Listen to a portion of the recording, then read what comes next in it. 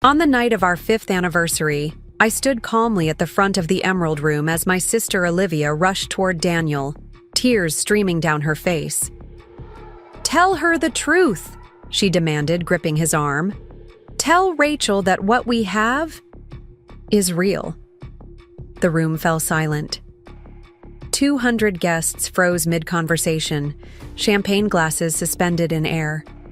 Daniel looked at me with panic in his eyes, clearly expecting me to crumble. Instead, I smiled. "Actually," I said, my voice steady as I reached for my leather portfolio, "I've been waiting for this moment." I pulled out the first photograph and held it up for everyone to see. "These are copies of letters I found 6 months ago. Letters my husband wrote to my sister.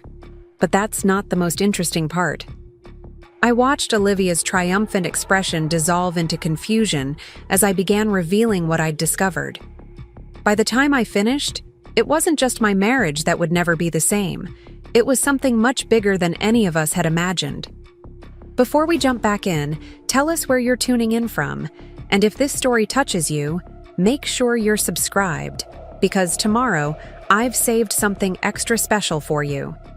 Growing up with Olivia Carter wasn't just challenging, it was a masterclass in vigilance. 4 years younger than me, she entered the world with a gravitational pull that bent everyone around her to her will. Our mother, Patricia, called it charisma. I called it something else entirely.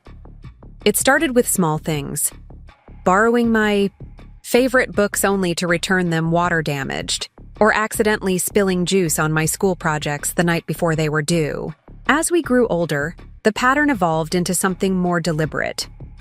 In high school, while I worked double shifts at the local cafe to save for my first camera, Olivia began dating my photography mentor, causing him to abruptly end our sessions.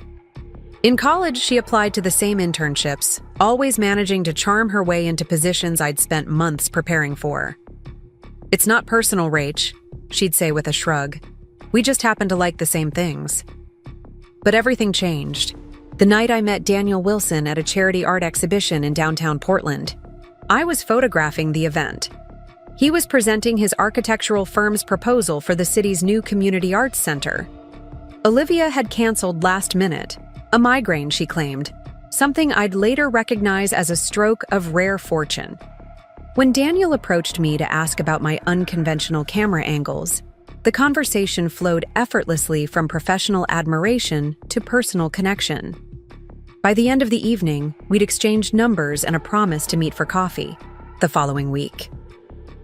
3 months into our relationship, I introduced Daniel to my family. Something shifted in Olivia's expression when they shook hands, a flash of calculation I recognized all too well. But for once, her tactics didn't work. Daniel remained steadfastly devoted to me, proposing 6 months later during a sunrise shoot at Cannon Beach. For the first time in my life, I had found something Olivia couldn't take. Or so I thought. The vintage wooden box appeared innocently enough. I was reorganizing Daniel's home office while he was at a 3-day conference in Chicago, hoping to surprise him with the space he'd been too busy to manage himself. Tucked behind architecture journals and buried under draft papers, the unassuming cedar box seemed out of place among his minimalist belongings. Inside, carefully arranged and dated, lay 15 handwritten letters spanning 8 months, the first dated just 2 weeks after our engagement. "Daniel, I can't stop thinking about our conversation at the engagement dinner.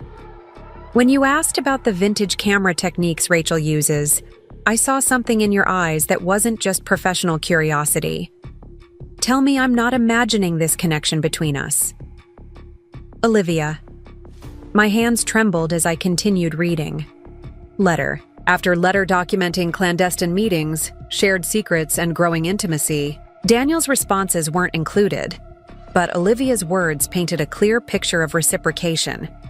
"Your message yesterday meant everything. I understand the complicated position you're in. Rachel has always had what I wanted, but this is different. This isn't about rivalry. What we have is real." I sat there for hours, the afternoon light fading to dusk, then darkness. I didn't cry, I didn't call him in a rage.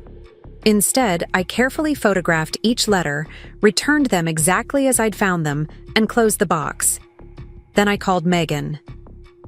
"Don't confront them yet," my best friend advised as we sat in the back corner of Evergreen Brews the next morning. "You need to understand the full picture before you make any moves." "The full picture is pretty clear," I said, sliding my phone across the table to show her the photographed evidence. Megan studied the images, her brow furrowed.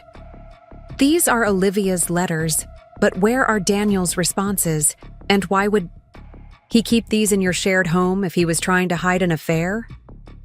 That question lodged in my mind, refusing to dislodge.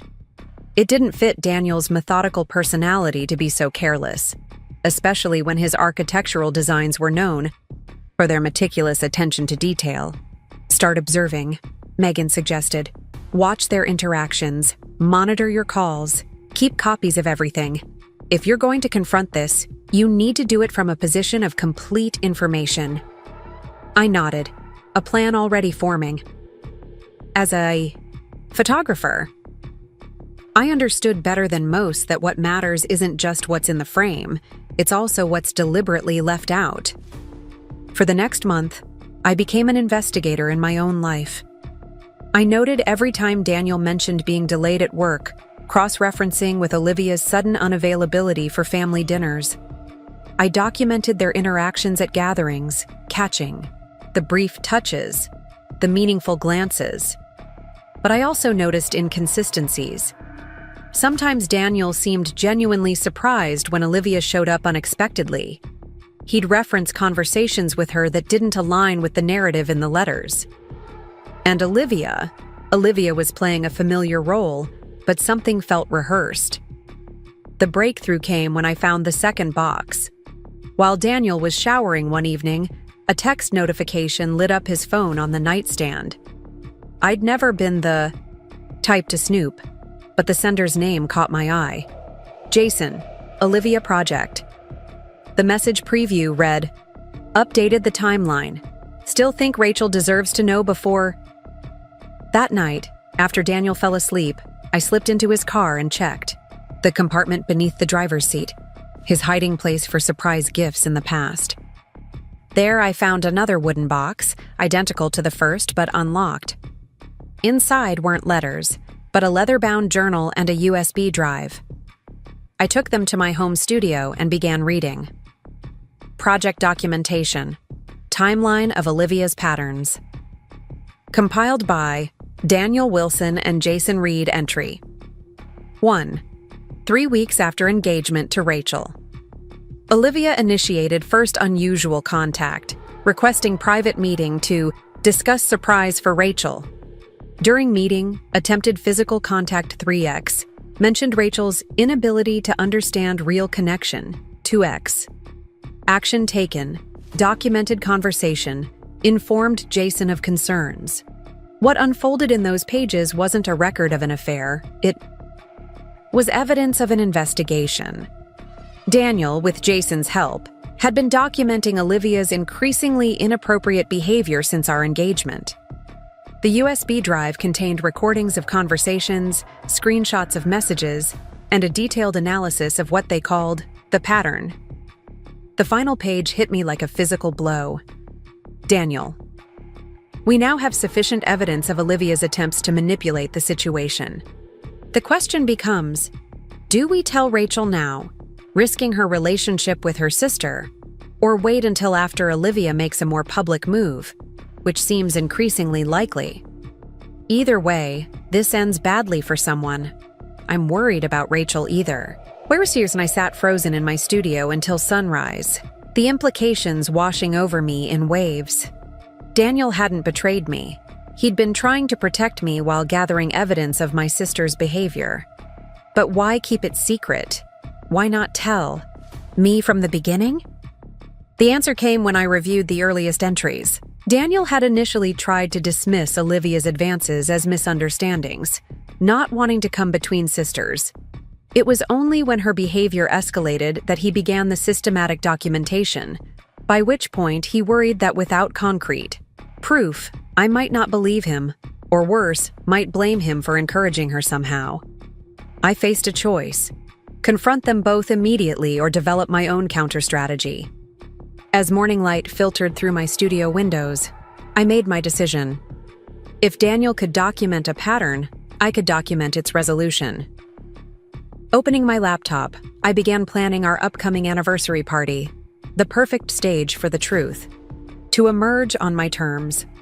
The next 6 weeks passed in a carefully choreographed dance.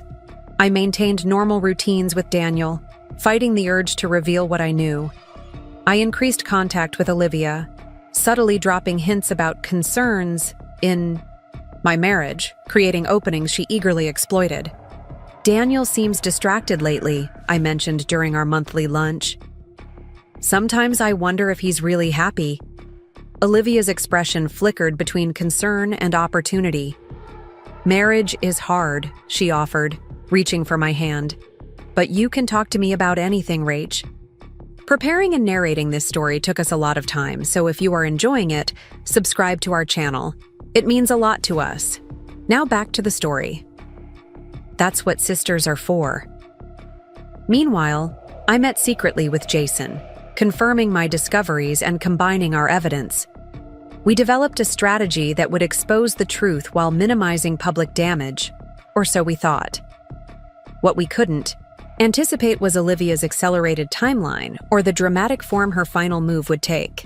The night of our anniversary party at the Emerald Room, everything was arranged precisely, from the guest list, carefully curated to include key witnesses from throughout our lives, to the multimedia presentation I'd prepared to share at 9:30 p.m. But at 8:47, before I could initiate our planned revelation, Olivia created her own moment.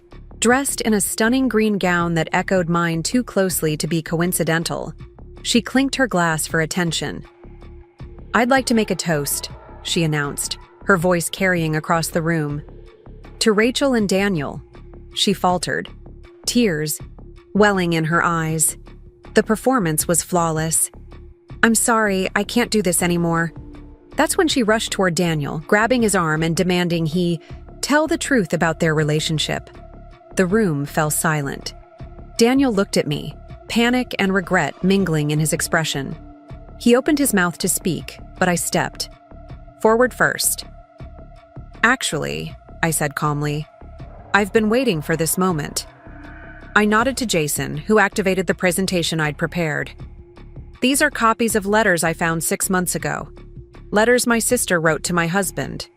I walked toward the screen as the first image appeared, Olivia's initial letter, enlarged for all to see. What most of you don't know is that this isn't an isolated incident. My sister has spent years attempting to appropriate pieces of my life. I advanced to the next slide, a split-screen comparison of Olivia's behavior documented over time. But the truly interesting part isn't the letters themselves. I turned to face Olivia directly. "It's that Daniel never responded the way you wanted him to." The color drained from her face as the presentation continued, revealing Daniel and Jason's documentation project. Gasps echoed through the room as the extent of her manipulation became clear. "Daniel kept your letters," I continued. "Not as mementos of an affair, but as evidence of a pattern he was trying to understand and ultimately protect me from." Mother stood up, moving toward Olivia with a stricken expression. "Is this true?" Olivia's carefully constructed facade cracked. "You don't understand," she whispered, looking not at our mother, but at me. "It was never about Daniel, not really." "I know," I replied, advancing to the final slide, a childhood photo of us standing before our father's photography display, my proud smile contrasting with Olivia's envious glance. "It was always about what you thought I had that you deserved." What happened next surprised everyone, myself included. Instead of fleeing in humiliation or lashing out in denial, Olivia simply sat down, her shoulders slumping in defeat. "I couldn't." "Stop," she said, her voice barely audible. "Ever since Dad left and chose to send you, not me, that stupid vintage camera for your 13th birthday, It was like he decided which daughter mattered. The revelation hung in the air, recontextualizing 2 decades of rivalry into something more complex and painful than simple jealousy. I hadn't planned for this vulnerability, this sudden glimpse into the wounded core of our relationship. My carefully orchestrated exposure was supposed to end with justice, not understanding. After a moment of weighted silence, I turned to our guests. "I think my sister and I need some privacy. Thank you all for coming, but the celebration is over." As the room cleared, Daniel approached me, his expression a mixture of relief and apprehension. "I should have told you from the beginning," he said. "I was trying to protect you from exactly this pain." "I know," I replied, squeezing his hand. "We'll talk later. Right now, there's something more important." I sat down across from Olivia, who hadn't moved or looked up since her confession.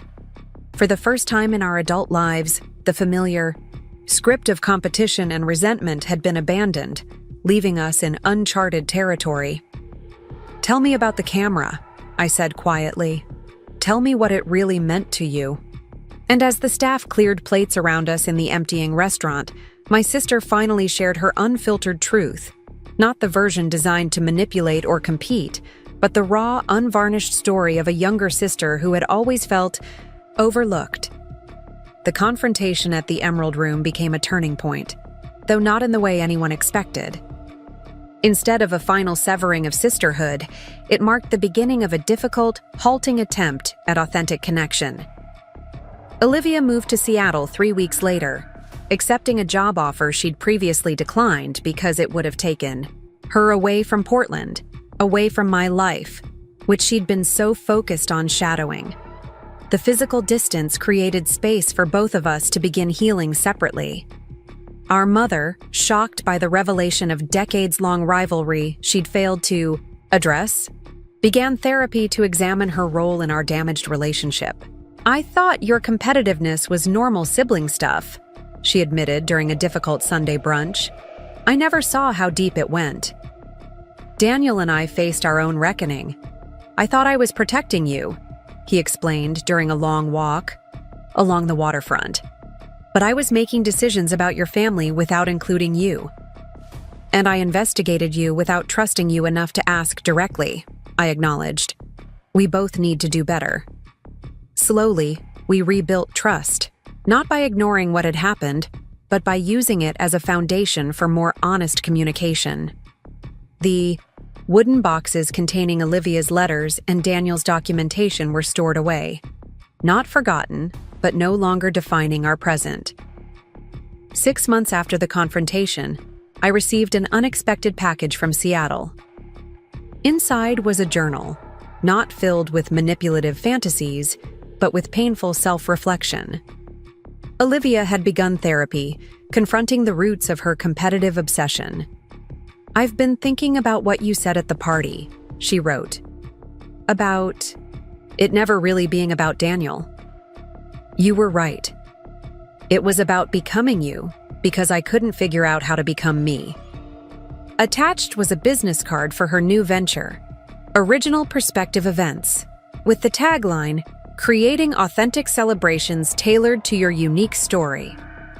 "I'm finally building something that's mine," her note concluded.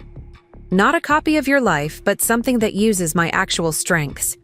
I called her that evening, our first direct conversation since the confrontation. The awkwardness gradually gave way to cautious honesty as she described her therapy journey and new business challenges. "The hardest part," she admitted, "is catching myself when I start comparing my progress to yours. It's like breaking an addiction." "I understand addiction to old patterns," I replied, sharing my own struggles with lingering distrust and vigilance. That call became a monthly tradition, difficult at first, then increasingly natural as we learned to relate as separate individuals rather than competitive reflections. 1 year after the confrontation, a more unexpected development emerged. While reviewing client photographs for an exhibition, I noticed something striking. The subjects who revealed vulnerability rather than perfection created the most powerful images. This observation sparked an idea that eventually became healing. Lens, a therapeutic photography workshop helping people document their personal transformations. The first clients were individuals recovering from relationship betrayals, using photography to reclaim their narratives. When Olivia called to congratulate me on the launch, she hesitantly offered a suggestion. Have you considered partnering with event planners, creating milestone celebrations to mark people's healing journeys? Instead of my usual suspicion of her involvement in my projects, I heard the idea with fresh ears. That's actually brilliant. Would your company be interested in a Seattle collaboration? The partnership that developed wasn't just professionally successful. It became a structured way for us to rebuild sisterhood through shared purpose rather than shared history. 2 years after finding the wooden box, I stood in a Seattle gallery, surrounded by photographs documenting transformation stories, including, with her permission, parts of Olivia's journey from imitation to authenticity. What surprised me most, a visitor commented, studying a particularly powerful before and after series, is how the subject looks more herself in the after images, not less. Usually people try to become someone new during healing. The goal isn't becoming someone new, I explained. It's becoming who you actually are beneath the protective layers. Across the room, Olivia was describing our collaborative approach to another group. Watching her confident gestures and genuine enthusiasm, I barely recognized the sister who had once seemed to exist only in reference to me. Daniel squeezed my hand. This isn't how I expected things to unfold when I started documenting her behavior, he admitted quietly. I thought I was gathering evidence for an inevitable confrontation. I never imagined. This was something neither of us could have predicted, a healing process that extended far beyond our immediate family. The workshop model expanded to 3 additional cities, helping hundreds document their journeys from imitation to authenticity. Mother, who had initially been devastated by the revelation of Olivia's decades-long envy, found unexpected purpose becoming an advocate for more conscious parenting. I missed so many signs, she often said during her community workshops, but awareness is the first step toward change. 3 years after the anniversary party confrontation, I received another package from Olivia. Inside was a custom-designed photo album titled Original Perspectives. The first pages contained childhood photos of us, unaltered but thoughtfully captioned with new understanding. Here's where it started, she wrote beneath the image of my father's camera gift. I thought Dad was choosing you, but really, he was just seeing you clearly while missing who I actually was. The middle section documented our parallel professional journeys, my photography studio and her event planning business, no longer presented as competition, but as distinct expressions of different talents. The final pages showed something entirely new. Collaborative projects where our separate strengths created something neither could have built alone. I spent so many years trying to steal pieces of your life, her accompanying note read. Now I'm finally living my own, and it's better than any imitation could have been. The album's last page held a formal invitation to the opening of Authentic Image, a permanent gallery space in Portland dedicated to transformation photography, with Olivia's company managing events in the attached celebration venue. Partner, not competitor, she'd written. Sister, not shadow. 4 years after discovering the wooden box of letters, I stood with Daniel at the gallery opening, watching Olivia confidently guide visitors through the space she had helped design. No longer dressed to mimic me, her distinctive style reflected her emerging identity. Sometimes I still get nervous when she and I have similar ideas, I admitted to Daniel. Old habits die hard. The difference is that now you talk about it directly, he replied. Both of you do. Jason approached with champagne flutes and a grin. Remember when we thought this would end with restraining orders? Now look at this place. The most powerful exhibits are the ones showing incomplete journeys. one visitor commented, studying a wall dedicated to in-progress transformations. It's inspiring to see people in the middle of becoming, not just after they've arrived. That's intentional, Olivia explained, joining our conversation. Healing isn't a before and after story, it's ongoing. Later that evening, when most guests had departed, Olivia and I found ourselves alone in the gallery office. The awkwardness that had characterized our early reconciliation attempts had gradually transformed into something more authentic. Not effortless closeness, but honest navigation of complex history. "I brought something," she said, placing a small wooden box on the desk between us. My breath caught, recognizing it as identical to the one that had contained her letters to Daniel. "It's empty," she explained, opening it to show me. A symbol. "I'm not collecting pieces of your life anymore. I'm building my own."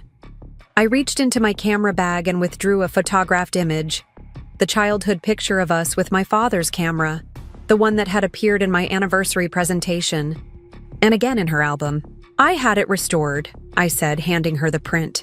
The original negative showed something the faded version didn't. In the restored image, our father's proud expression wasn't directed solely at me as we'd both always remembered. His gaze encompassed both daughters equally, one hand on each of our shoulders. "We both filled in the blanks with our own fears," I said quietly. "You saw exclusion where there might have been simple connection."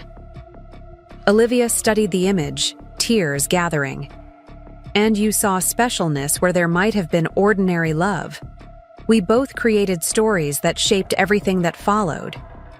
We sat in silence, contemplating how a single moment, a father's gift, a misinterpreted glance, had launched decades of competition and pain, culminating in stolen letters and public confrontation. "If I hadn't found those letters," I said finally, "where do you think we'd be now?" Olivia considered the question carefully. "Still trapped," she answered. "Me and my obsession with becoming you. You and your vigilance against losing to me. Neither of us actually living." I placed the photograph in the empty wooden box, a new association for an object that had once contained attempts at identity theft.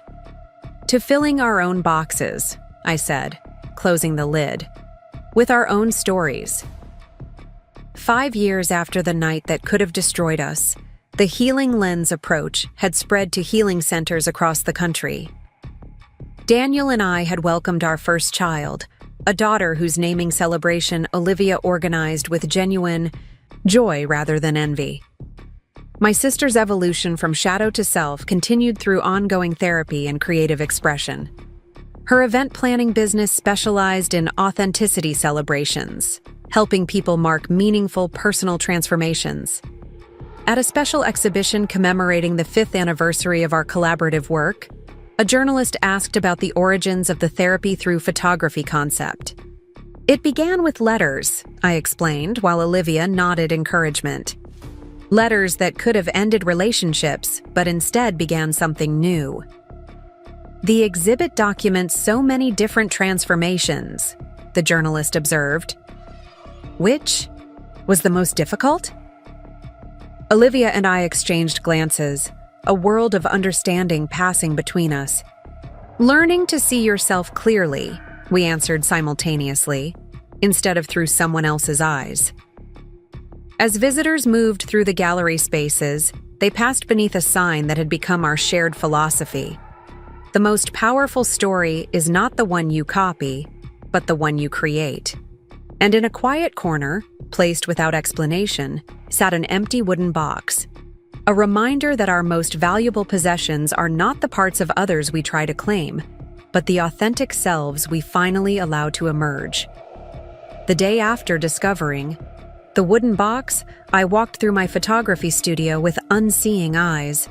The walls lined with my award-winning portraits seemed to belong to someone else's life. Clients called. I rescheduled them. Friends texted. I sent brief, non-committal replies. Everything had narrowed to a single focal point. The image of those letters, carefully preserved in my husband's office. I'd spent the night in my studio downtown, unable to face Daniel when he returned from his conference. How could I look at him without revealing what I knew? How could I share a bed with a man who might be in love with my sister? The questions circled like vultures, picking at my certainty and confidence until nothing remained but raw, exposed doubt. Morning light filtered through the industrial windows of Captured Moments photography, illuminating dust motes that danced in the emptiness. I hadn't slept. The images from those letters kept replaying. Olivia's elegant handwriting detailing intimate moments, secret meetings, and emotional connections that had supposedly developed right under my nose. My phone buzzed. Daniel, for the 4th time since dawn. Rachel, please call me. I'm worried. The house feels empty without you. If you're caught up with work, just let me know you're okay. His voice sounded genuinely concerned. Was it possible to fake that tone? To live a double life so convincingly? The Daniel I knew was straightforward, honest to a fault. The Daniel who would keep my sister's love letters hidden in our home was a stranger.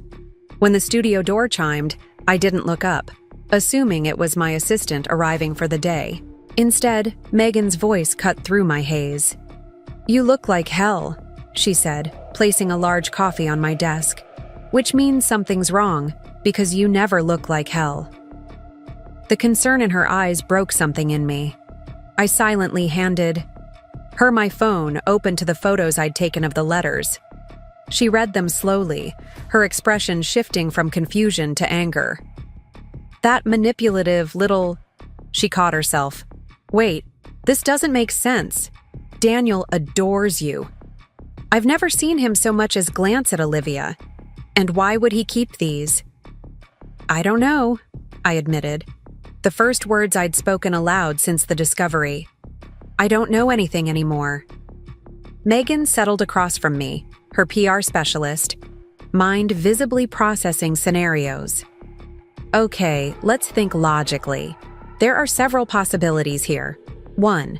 Daniel's having an affair with Olivia, and he's careless enough to keep evidence in your shared home." I winced. 2. Olivia's pursuing Daniel, but he's not reciprocating, and he kept the letters as evidence. 3. Something else entirely is happening that we don't yet understand. "The letters span 8 months," I said quietly. "The most recent was dated just 2 weeks ago." Megan studied me carefully. "What does your instinct tell you?" "That's the problem," I replied, running my hands through my unwashed hair. "My instinct says Daniel wouldn't do this, but my experience says Olivia absolutely would." "Then that's where we start," Megan decided. "We need more information before you confront either of them. You're a photographer, Rachel. You know better than anyone that what's excluded from the frame is often as important as what's included." She was right. In my work, context determined meaning. A smile could be genuine joy or masked pain depending on the setting, the lighting, the subtle cues surrounding it. I needed the full picture. "What's your plan?" I asked, feeling the first stirrings of purpose replacing the numb shock. "First, you go home and act normal," Megan said. "Be the Rachel that Daniel expects. Professional, observant, calm. Watch how he interacts with you. Look for inconsistencies, not confirmation. And Olivia? Increase contact, but change nothing else. If she's pursuing your husband, let her think she's succeeding. People reveal more when they believe they're winning."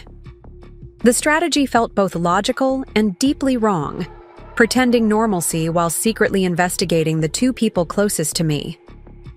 But what alternative did I have? A confrontation based on incomplete information could destroy everything, including my own certainty about what had actually happened. "I need rules," I said finally. "Parameters, timeline. Otherwise, this will consume me." Megan nodded. 1 month of observation. Document everything, just like you would for a photo essay. Then we reassess with whatever new information you've gathered." I took a deep breath, feeling my professional instincts engage. 1 month to find the truth. Then I decide what happens next. Returning home that evening required every ounce of self-control I possessed. I'd showered at the studio, applied makeup to hide my sleepless night, and prepared answers for the inevitable questions about my absence. Daniel was in the kitchen when I arrived, his relief at seeing me evident in the way his shoulders relaxed. "Rachel," he breathed, moving toward me. "I was worried. You didn't come home last night." I allowed him to embrace me, noting the genuine concern in his voice, the familiar scent of his cologne, the strength of his arms around me. Nothing felt different. Nothing felt like a man torn between two women or harboring a devastating secret. "Emergency editing session for the Thompson wedding," I lied smoothly. "Their anniversary announcement is this weekend, and the lighting was all wrong in the first batch." I crashed on the studio couch. He pulled back, studying my face. "You should have called. I would have brought you food, clean clothes, anything you needed." The sincerity in his eyes nearly broke my resolve. This was the Daniel I knew. Thoughtful, devoted, present. How could this same man be exchanging intimate letters with my sister? "It was a blur," I said, summoning a tired smile. "But I'm home now. How was Chicago?" As he described his conference, I watched him carefully, the way his hands moved when explaining architectural concepts, the genuine excitement about sustainable design innovations, the occasional self-deprecating laugh when mentioning networking awkwardness. Nothing seemed performative or false. "Oh," he added, reaching for his phone. "Your sister called while you were out. Something about helping with her Hayes Corporation event next month. She said it's urgent." My heart stuttered. The casualness with which he mentioned Olivia seemed impossibly normal. I forced my voice to remain steady. "Did she? I'll call her tomorrow." That night, lying beside Daniel in our bed, listening to his steady breathing, I stared at the ceiling and calculated. The most recent letter was dated just 14 days ago. If their connection was as passionate as Olivia's words suggested, surely there would be contact, plans, something I could intercept to understand the full situation. The next morning, I initiated my surveillance with methodical precision. I created a digital journal to document observations, set up discrete notifications for Daniel's texts and emails, using our shared family account settings he'd long forgotten about, and reached out to Olivia with deliberate warmth. I heard, "You called about the Hayes event," I said when she answered. "Tell me what you need." "Rachel?" "Yes, they've requested both photography and event coordination for their corporate anniversary. I immediately thought of you for the visual documentation." Her voice carried the same affectionate enthusiasm it always did. No hint of guilt, no subtle differences in how she addressed me. "That sounds perfect," I replied, listening carefully for any subtext. "Should we meet to discuss the concept?" "Absolutely. Coffee this Friday? Evergreen Brews at 10? I agreed, noting how easily she suggested our regular spot. Not somewhere private or secretive as I might expect if she were involved with my husband. Another incongruity to add to my growing list. The first week of observation yielded frustratingly little. Daniel's schedule matched his calendar precisely. His texts were mundane, exchanges with colleagues about projects, messages to me about dinner plans or household matters. Nothing deleted, nothing suspicious. Olivia's behavior, too, seemed entirely professional during our coffee meeting. She discussed the Hayes event with her usual organizational flair, referencing Daniel only once when mentioning the venue layout. Daniel did such amazing work on their headquarters renovation last year. They still rave about his attention to detail. The casual compliment could have been innocent professional acknowledgement or subtle reference to their connection. Impossible to determine from her tone alone. By the second week, my hypervigilance began revealing patterns, though not the ones I'd expected. Daniel often worked late on Thursdays, the same evening Olivia typically scheduled client dinners, but their locations never overlapped, based on the GPS data I'd begun monitoring through our shared location services. More puzzling still was Daniel's frequent communication with his business partner Jason. They exchanged dozens of messages daily, many containing cryptic references to the situation and documentation updates. Was Jason covering for Daniel's indiscretions? Or was something else entirely happening beneath the surface?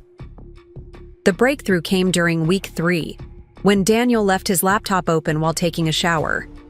Against my own ethical boundaries, but driven by the need to know, I quickly checked his search history. What I found wasn't evidence of an affair, but something equally concerning. How to document harassment without legal consequences. Protecting spouse from family conflict evidence. When to reveal manipulative behavior patterns. Immediately, following these searches were visits to psychology websites discussing personality disorders, manipulation tactics, and protective documentation strategies. I closed the laptop before Daniel returned, my mind racing. These searches suggested something entirely different from an affair. They painted a picture of someone gathering evidence, preparing for some kind of confrontation. But about what? And against whom? That same evening, Olivia called to cancel our planning meeting for the Hayes event, citing a client emergency. 10 minutes later, Daniel received a text that made his expression darken momentarily. "Everything okay?" I asked, maintaining my practiced casualness. "Just work stress," he replied, but the tightness around his eyes told a different story. I noted the time and watched as he excused himself to make a call from our home office, the same room where I'd found the wooden box, though I couldn't hear the conversation. His tone carried tension that had been absent in our interactions. When he emerged 30 minutes later, he suggested we take a weekend trip to Cannon Beach, our special place where he'd proposed. "We need some time away from everything," he said, "just the two of us reconnecting." Something in his phrasing caught my attention. Reconnecting. As if he sensed distance between us. Distance I had been carefully hiding during my investigation. Had I not been as convincing as I thought? Or was he feeling guilty about something and seeking reassurance? I agreed to the trip, seeing it as an opportunity to observe him away from daily distractions.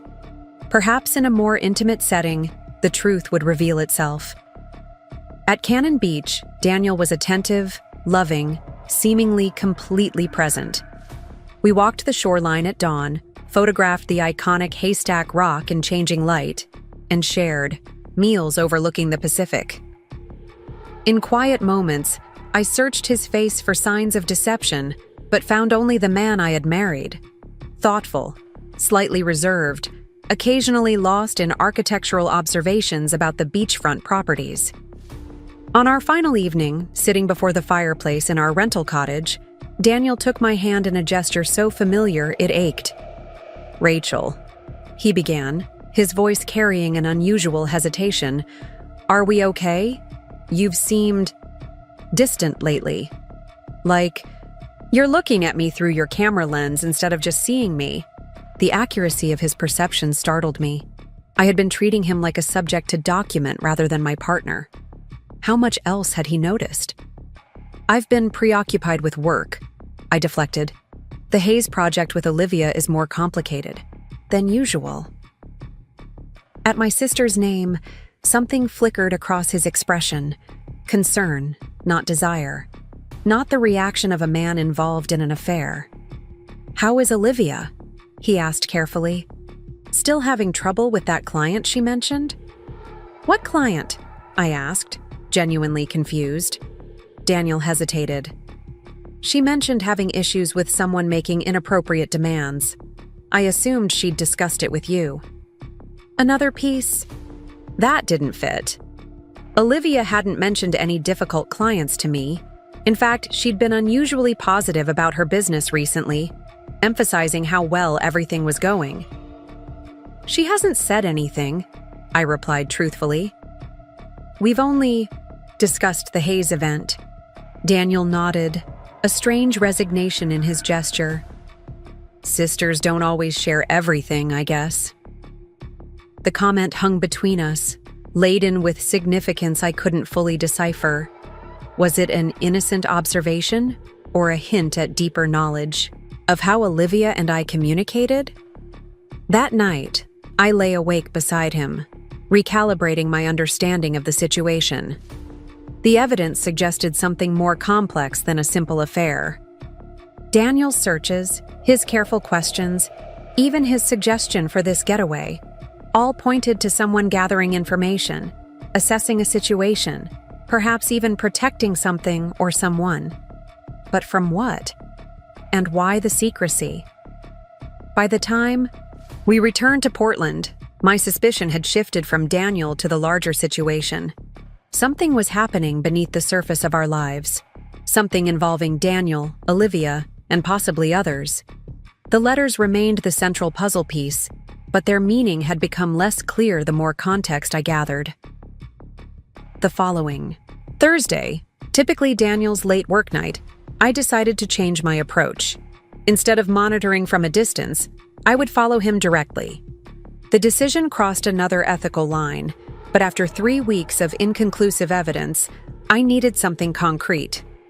I told my assistant I'd be unavailable that evening and positioned myself in a coffee shop across from Daniel's architectural firm. At 6:30, he emerged with Jason, both looking serious as they walked not toward a restaurant or hotel, but toward Jason's apartment building several blocks away. Maintaining a cautious distance, I followed them into the building's lobby, then waited 5 minutes before checking the directory. Jason lived on the 8th floor. I took the elevator up, unsure what I would do when I arrived, but driven by the need to understand. The hallway was silent as I approached apartment 804. Standing outside, I could hear muffled voices but couldn't distinguish words. I stood frozen, reality crashing around me. I was spying on my husband, lurking outside his colleague's apartment, violating every trust we'd built. What had I become in pursuit of this truth? As I turned to leave, the door suddenly opened. Jason stood there, surprise registering on his face. "Rachel?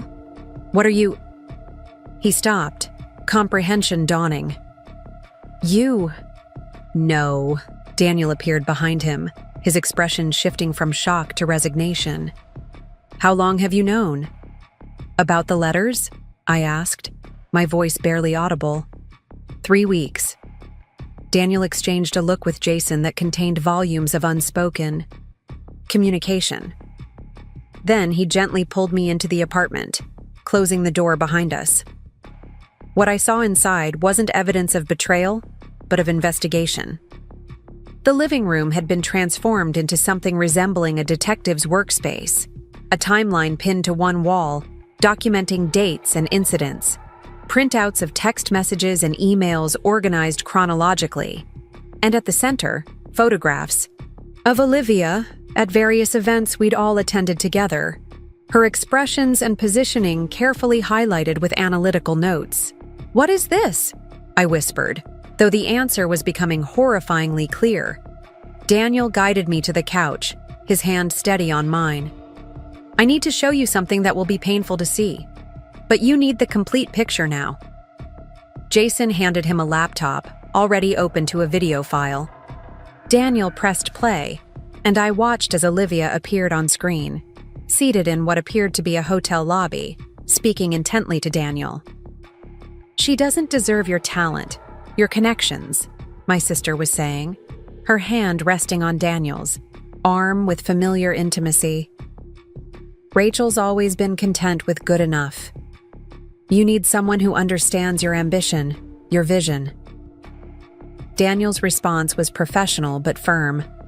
"Olivia, I'm here to discuss the charity gala venue, nothing else. Rachel is my wife, and I'd appreciate it if you respected that boundary." The video continued, showing Olivia's repeated attempts to create a personal connection, each deflected by Daniel with increasing discomfort. The timestamp showed this had occurred just 2 months after our wedding. This was the first documented incident, Daniel explained quietly. I thought it was a misunderstanding, that she was just being overly friendly. I didn't want to come between you and your sister over what might have been nothing. Jason leaned forward. But then it kept happening. Olivia finding reasons to schedule private meetings, showing up at his office unannounced, calling with emergencies that somehow required immediate, in-person assistance. After the third incident, I told Jason what was happening, Daniel continued. I was worried about how to handle it without hurting you. He suggested documenting everything, just in case. In case of what? I asked, though I already knew the answer. In case she escalated, Jason replied. In case she tried to create a situation that would damage your marriage. Daniel pulled out the wooden box I discovered in his office. The letters started arriving about 6 months ago. Never mailed. She would deliver them personally, slipping them to me at events or leaving them with my assistant. I kept them all, adding them to our documentation. But why not tell me? I asked, the hurt in my voice unmistakable. Why let me believe everything was normal? Daniel's expression conveyed a mixture of regret and determination. At first, I thought I could handle it quietly. Olivia is your only close family besides your mother. I didn't want to be the reason you lost that relationship. Then, as her behavior became more concerning, I worried you wouldn't believe me without proof, he admitted. She's your sister. You've always defended her, explained away her. Competitiveness. I needed irrefutable evidence before asking you to see a different side of someone you love. Jason nodded. The plan was to gather enough documentation to approach you together, present everything systematically, and help you understand the pattern before any confrontation with Olivia occurred. I sat in stunned silence, absorbing what they'd shown me. The letters I'd found weren't evidence of my husband's betrayal. They were evidence of my sister's.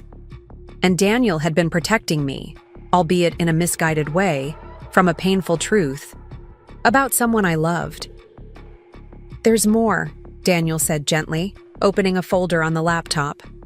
What followed was an extensive catalog of Olivia's attempts to insert herself into our lives, strategic appearances at Daniel's professional events, manipulative conversations with our mutual friends, suggesting concern about our marriage, and, most recently, a systematic campaign to secure her position as the event planner for the Hayes Corporation project, specifically to work closely with me during a period when she knew Daniel and I were planning our 5th anniversary celebration. The Hayes event is scheduled for the same weekend as your anniversary, Jason pointed out. She's been maneuvering to ensure you'd be working while Daniel was supposedly free. We believe she's planning something significant around that time. The realization hit me with physical force. I'd been investigating the wrong person entirely. While I watched Daniel for signs of betrayal, Olivia had been systematically laying groundwork to create opportunity. Opportunity that would have remained invisible to me had I not discovered those letters. What were you planning to do? I asked finally. Once you had enough evidence? Daniel and Jason exchanged glances. We were still deciding, Daniel admitted. Confronting her directly seemed risky without your involvement. But allowing her to continue was becoming increasingly difficult to manage. The letters were getting more explicit, the encounters more frequent. She's escalating, Jason added. Something's driving an accelerated timeline on her part. We've been trying to understand what changed. I thought about Olivia's recent behavior, her increased contact, her unusual interest in my schedule, her casual questions about my marriage. All of it took on new meaning in light of what I now knew. Our anniversary party, I said slowly, the pieces clicking into place. She knows we're planning something special for our 5th. That's her deadline. Daniel nodded. We think so, but we don't know what she's planning. I stood up, pacing Jason's living room as I processed everything. The wooden box of letters, Daniel's secretive behavior, the late Thursday meetings, all of it recontextualized from betrayal to protection. My husband hadn't been having an affair with my sister.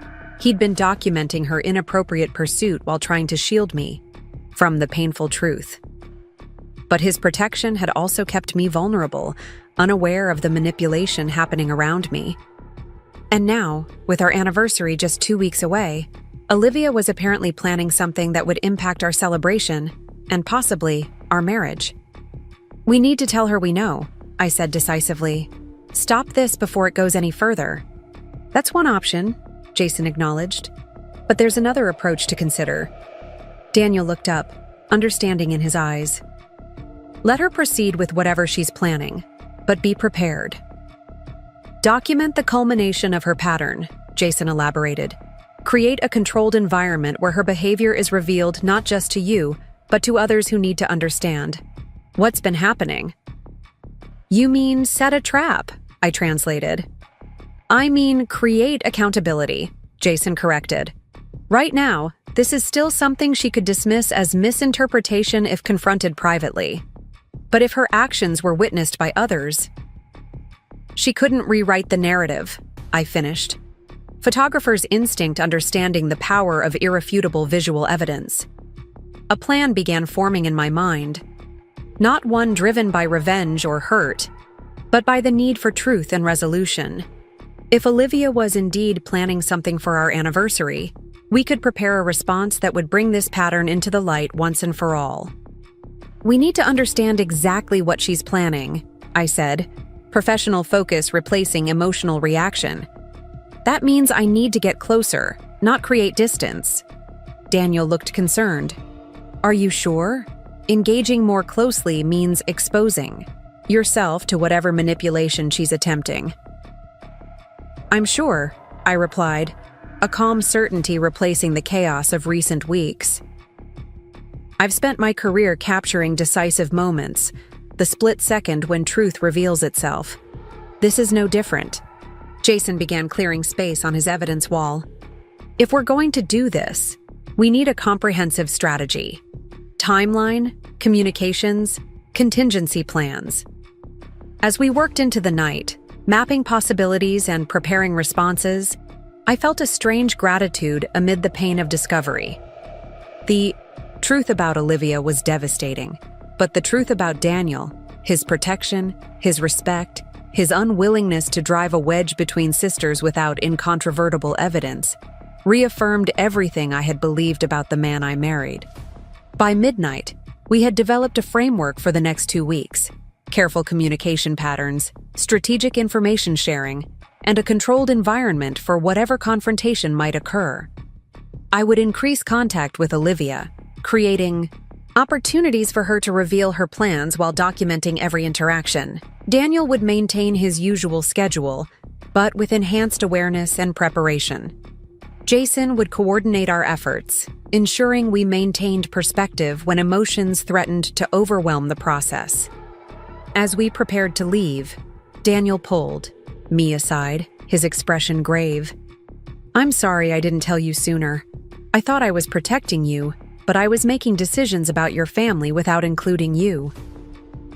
And I investigated you without trusting you enough to ask directly." Acknowledged.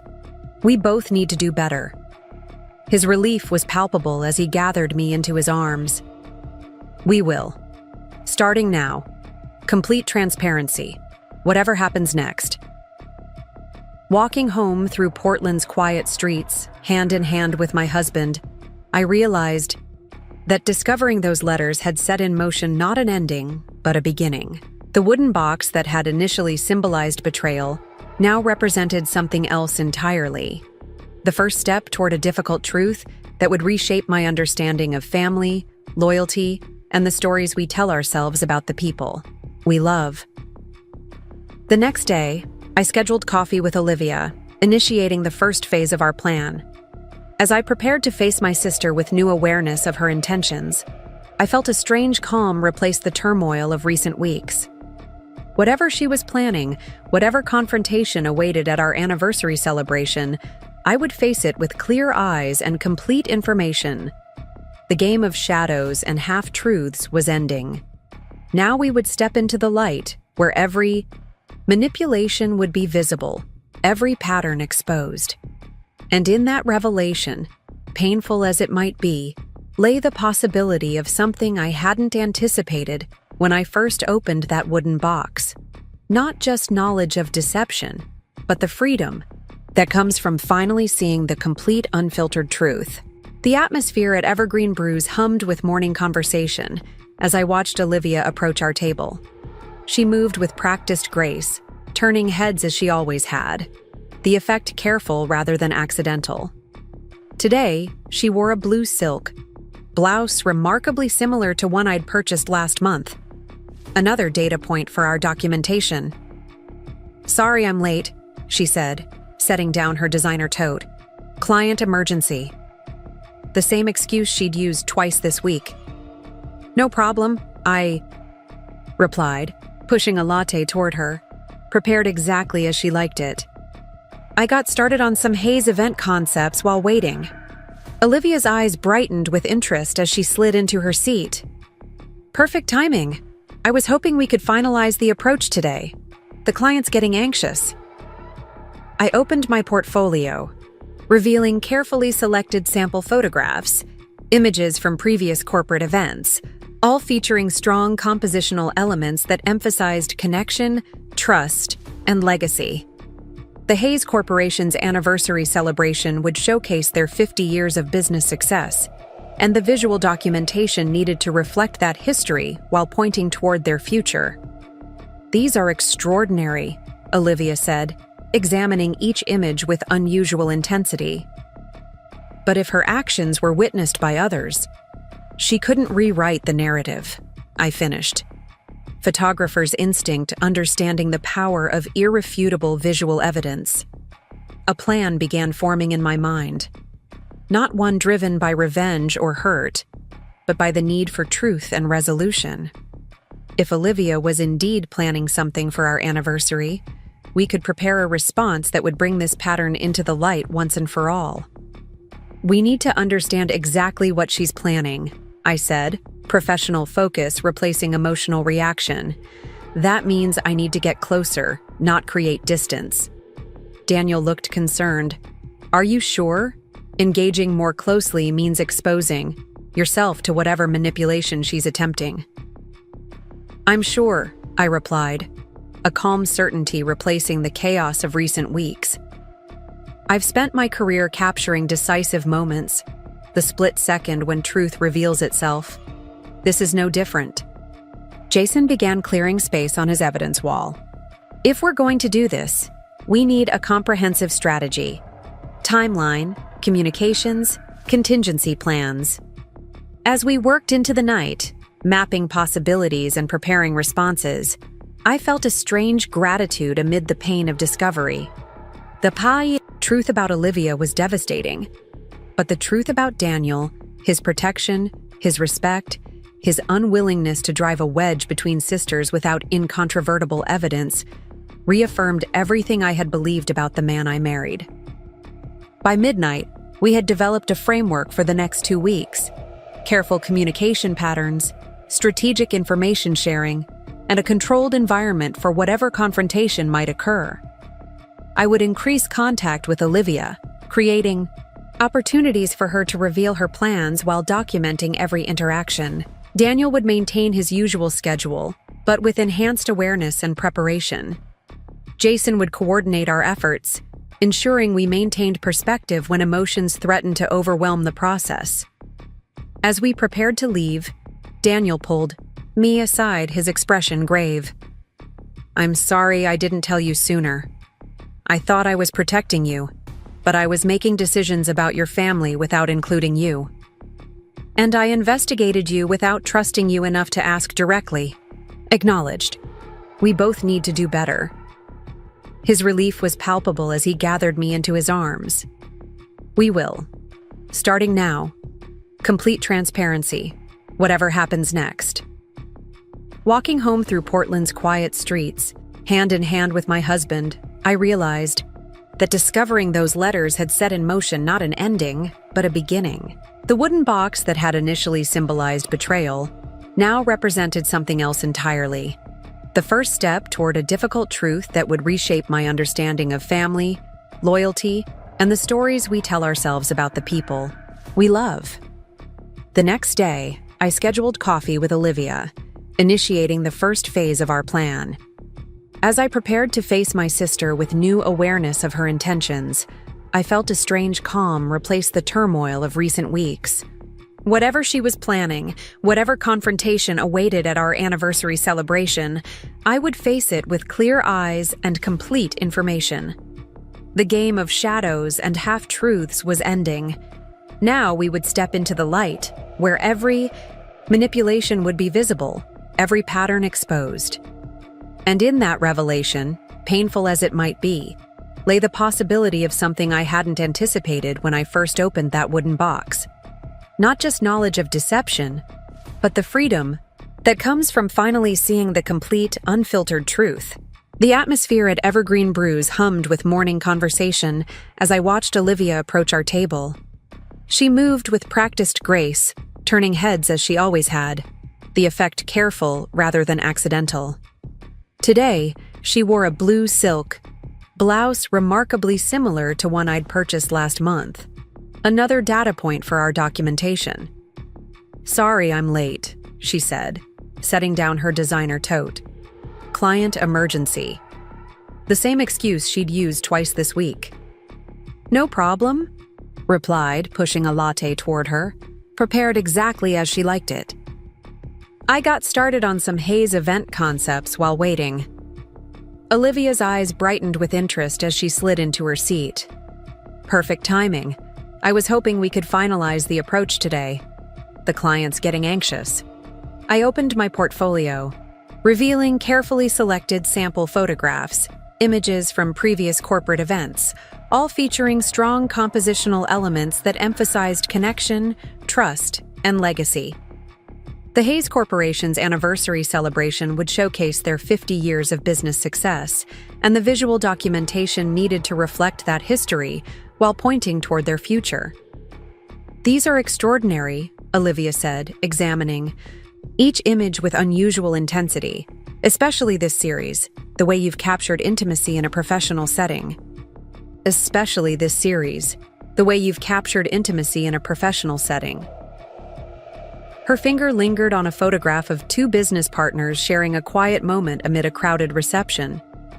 "It's about finding authentic moments in structured environments," I explained, watching her reaction carefully. "The real story often happens in the spaces between official events." Olivia nodded, a strange smile playing at her lips. "Speaking of authentic moments, how are the anniversary party plans coming along? 5th year is a big milestone." The casual mention of my anniversary, dropped into conversation as if merely making small talk, confirmed what Jason and Daniel had suspected. Olivia was indeed focused on that date. "Actually, we've scaled back significantly," I said, introducing the first piece of strategic misinformation we'd planned. "Daniel's been so swamped with the Riverside development that we're just doing a small dinner. Nothing elaborate." Disappointment flickered across her features before she composed herself. "That doesn't sound like you. Your wedding was spectacular. I would have expected something similar for this milestone." "Marriage changes priorities," I replied with a practiced shrug. "The intimacy of celebration matters more than the spectacle now." Olivia studied me with newfound curiosity. "That's surprisingly traditional for you, Rachel. Everything okay with you too?" The opening I'd been waiting for appeared, a chance to plant the seeds of vulnerability she could exploit. "We're good," I said, hesitating just long enough to seem unconvincing. "Just busy. You know how it goes. Careers, obligations. Sometimes I wonder if we're growing in different directions." The calculation behind Olivia's sympathetic expression would have been invisible had I not been looking for it. That happens in every relationship. The important thing is having someone you can talk to, someone who truly understands you. "Like a sister," I suggested. "Exactly," she agreed, reaching across the table to squeeze my hand. I'm always here for you, Rachel. Whatever you need. The conversation shifted to event logistics, but Olivia returned repeatedly to my relationship, each time offering support wrapped in subtle questions designed to expose vulnerabilities. Each comment, each probe was recorded in my hidden phone app, adding to our documentation. As we parted outside the coffee shop, she hugged me with unusual warmth. Let's get together again before the Hayes event. Just sisters, no business talk.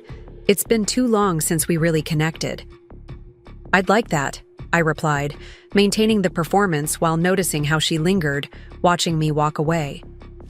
Back at Jason's apartment that evening, I played the recording for him and Daniel, noting the patterns of questioning and the strategic disclosures Olivia had made about her own life, always portraying herself as successful, yet available, fulfilled, yet understanding of relationship struggles. She's positioning herself as both the confidant and the alternative, Jason observed, making notes on our timeline. Classic triangulation strategy. Daniel listened with a pained expression. This is so calculated. When did she become this person? She didn't become this person, I said quietly. She's always been this way. I just made excuses for it, calling it sisterly competition or natural ambition. We spent the evening mapping out phase 2 of our strategy. The anniversary party that Olivia believed had been scaled back was actually proceeding as planned. An elegant celebration at the Emerald Room with 200 guests, including family, friends, and professional connections. The venue had been secured months ago, invitations sent discreetly to everyone except Olivia. She'll discover the truth eventually, Daniel pointed out. Someone will mention it, or she'll see preparations being made. That's exactly what we want, I explained. When she realizes she's been misled, she'll accelerate whatever she's planning. The urgency will make her less careful. Jason nodded, and more likely to reveal the full extent of her intentions. The next phase played, out exactly as we anticipated. 3 days after our coffee meeting, Olivia called, her voice tight with controlled emotion. I just ran into Victoria Chen, she said, naming a mutual friend from college. She mentioned she's looking forward to your anniversary party at the Emerald Room next weekend. Funny, I thought you were just doing a small dinner. I allowed a heavy pause before responding. I wasn't ready to discuss the real plans. Things with Daniel have been complicated. Complicated how? The barely concealed eagerness in her question was unmistakable. It's nothing specific, I said vaguely. Just a feeling that something's off. He's been distant, secretive about his schedule. I'm hoping the party will help us reconnect. Olivia's voice softened with manufactured concern. Oh, Rachel, I'm so sorry you're going through this. Do you have any idea what might be happening? No, I lied. But I'm trying not to overreact. Every marriage has phases, right? Of course, she agreed quickly. Listen, I'd love to help with the party. It's what I do best, and you shouldn't have to manage everything alone, especially when you're worried about your relationship. The offer was predictable, a way to insert herself into the event planning, gaining access and information while positioning herself as the supportive sister. That would be wonderful, I said, infusing my voice with relief. Maybe you could help with the final arrangements? I'm overwhelmed with the Hayes project anyway. Absolutely. Send me what you have so far, and I'll take it from there. After ending the call, I forwarded a carefully edited version of our event plans to Olivia, enough information to seem complete while excluding key elements that would be revealed only at the celebration itself. Most importantly, the guest list I sent omitted several people who would be crucial witnesses to whatever confrontation occurred. That evening, Daniel returned home visibly tense. Olivia called me today, he said as soon as the door closed behind him. She wanted to check in about the anniversary party, offered to help with last-minute details since you're so overwhelmed with work. Let me guess, I replied. She also mentioned I've been concerned about our relationship. He nodded grimly. She suggested we meet for lunch to discuss what might be bothering you, since you apparently haven't felt comfortable sharing your concerns directly with me. And what did you say? I told her I appreciate her concern, but that we're communicating. Fine. She didn't like that answer. I made notes of the interaction in our shared documentation file. She's moving faster now, creating urgency, trying to position herself between us as the mediator. The party is only 10 days away, Daniel observed. Whatever she's planning will need to happen soon if she wants to impact the celebration. The following week brought escalating attempts by Olivia to separate us. She called Daniel 3 more times with various pretexts, each conversation steering toward concerns about our marriage. She invited me to lunch twice, each time probing for details about specific challenges or disappointments in my relationship. Most tellingly, she began casually mentioning Daniel's schedule with surprising accuracy, noting when he had late meetings or suggesting we get together on evenings when she somehow knew he wouldn't be home. The implications were clear.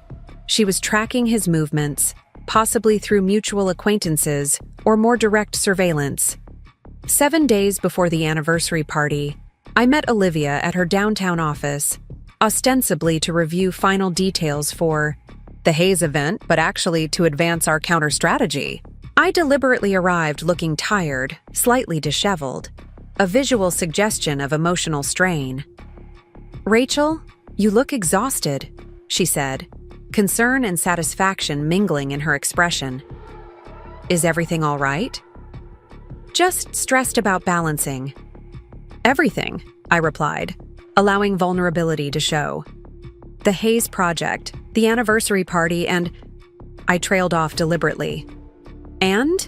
she prompted, leaning forward. "I found something in Daniel's office," I admitted, watching her reaction carefully. "A wooden box with letters inside. I haven't opened it yet, but it was hidden behind his architecture journals."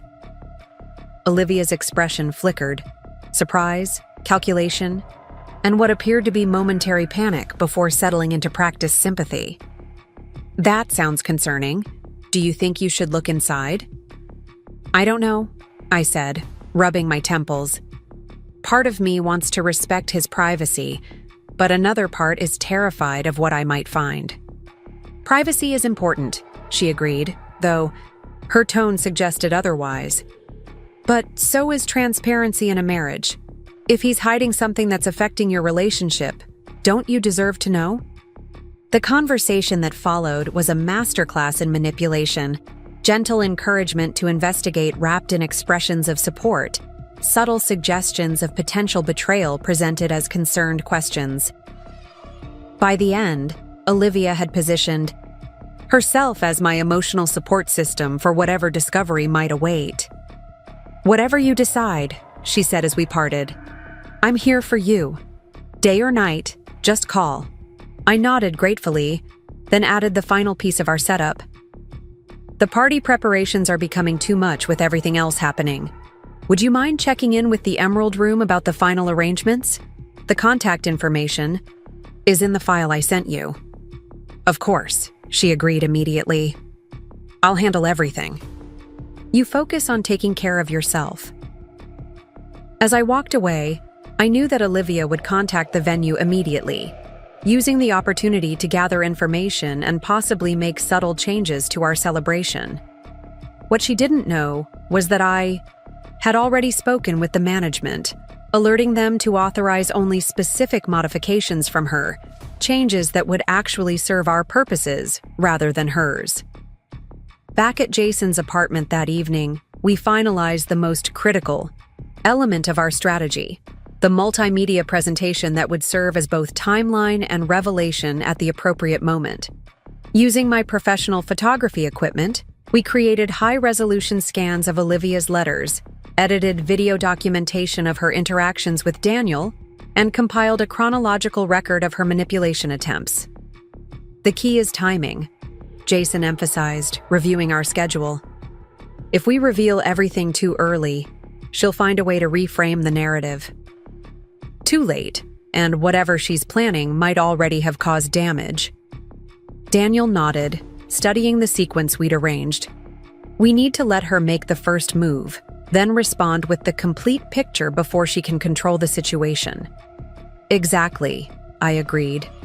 Based on her pattern, she's likely to create some kind of scene at the party, something designed to cast doubt on our relationship, while positioning herself as the supportive alternative. The technical aspects of our plan were straightforward. The Emerald Room's event space included built-in presentation screens and audio systems, all controlled from a discrete panel near the main entrance. Jason would manage the technical execution, waiting for my signal to activate our prepared materials at the critical moment. "What if she doesn't make a move at the party?" Daniel asked. "What if she's planning something more subtle or long-term?" I considered this possibility. Then we adjust. The goal isn't to create confrontation. It's to establish truth. If she chooses not to act during the celebration, we can address the situation more privately afterward. 3 days before the anniversary party, Olivia called with news about the venue arrangements. "Everything's set at the Emerald Room," she reported. "I made a few small adjustments to the seating chart to improve flow, and I've arranged for a special champagne toast before dinner." "That's thoughtful," I said, noting the additions to our documentation. "Thank you for handling everything." "Of course. What are sisters for?" "Oh, and I hope you don't mind. I asked them to seat me at the main table with you and Daniel. As family, I thought it made sense for me to be nearby for such an important celebration." The request was predictable, positioning herself prominently during whatever moment she had planned. "That's perfect," I agreed. "I'd want you close by anyway." The day before the anniversary party, final preparations accelerated on both sides. Olivia called twice with questions about timing and arrangements, each conversation including subtle probes about my emotional state and relationship with Daniel. I maintained the performance of mild concern and distraction, feeding her expectations of vulnerability. Meanwhile, Jason confirmed that all technical elements were in place at the Emerald Room. The presentation was loaded and tested, ready to activate at a moment's notice. Daniel reviewed our guest list, ensuring that key witnesses to Olivia's past behavior would be strategically positioned throughout the space. That evening, as Daniel and I prepared for bed, a strange calm settled between us. After weeks of documentation and strategic planning, tomorrow would bring resolution. Painful, but necessary. "Are you ready for this?" he asked quietly, taking my hand. "Not entirely," I admitted. Confronting Olivia means acknowledging that our relationship has never been what I pretended it was. That's harder than facing whatever she might do tomorrow. Daniel nodded, understanding the complex grief beneath my determination. "Whatever happens, we'll face it together. No more secrets, no more separate investigations. No more wooden boxes hidden in offices," I added with a small smile. The morning of our anniversary dawned clear and bright, Portland's skyline crisp, against an unusually blue October sky. As I prepared for the day, selecting the emerald green dress I'd chosen months ago, I felt the strange displacement of performing multiple roles simultaneously: the celebrating wife, the vigilant investigator, the sister preparing for painful confrontation. Daniel watched me from the doorway of our bedroom, his own expression reflecting similar complexity. 5 years, he said softly. "Despite everything, that's still worth celebrating." I crossed to him, straightening his tie with practiced familiarity. "The irony is that this situation has reminded me why I married you in the first place. The irony is that this situation has reminded me why I married you in the first place. Your integrity, your thoughtfulness. Even when you were trying to protect me from a painful truth, you were doing it for the right reasons." He kissed me, gently, a moment of genuine connection amid our careful preparations. "Let's go celebrate a milestone worth remembering." We arrived at the Emerald Room early to review final arrangements. The space had been transformed with elegant lighting, floral arrangements in cream and green, and subtle architectural elements that paid homage to Daniel's profession. At the center of the main table stood a custom crystal sculpture I'd commissioned months earlier. Two interlocking shapes representing our distinct identities joined in partnership. Jason was already there, dressed in a formal suit that concealed his dual role as both guest and technical coordinator. "Everything's ready," he confirmed quietly. Olivia called the venue twice this morning with last-minute adjustments. She's added a personal toast to the program right before dinner. I nodded, unsurprised.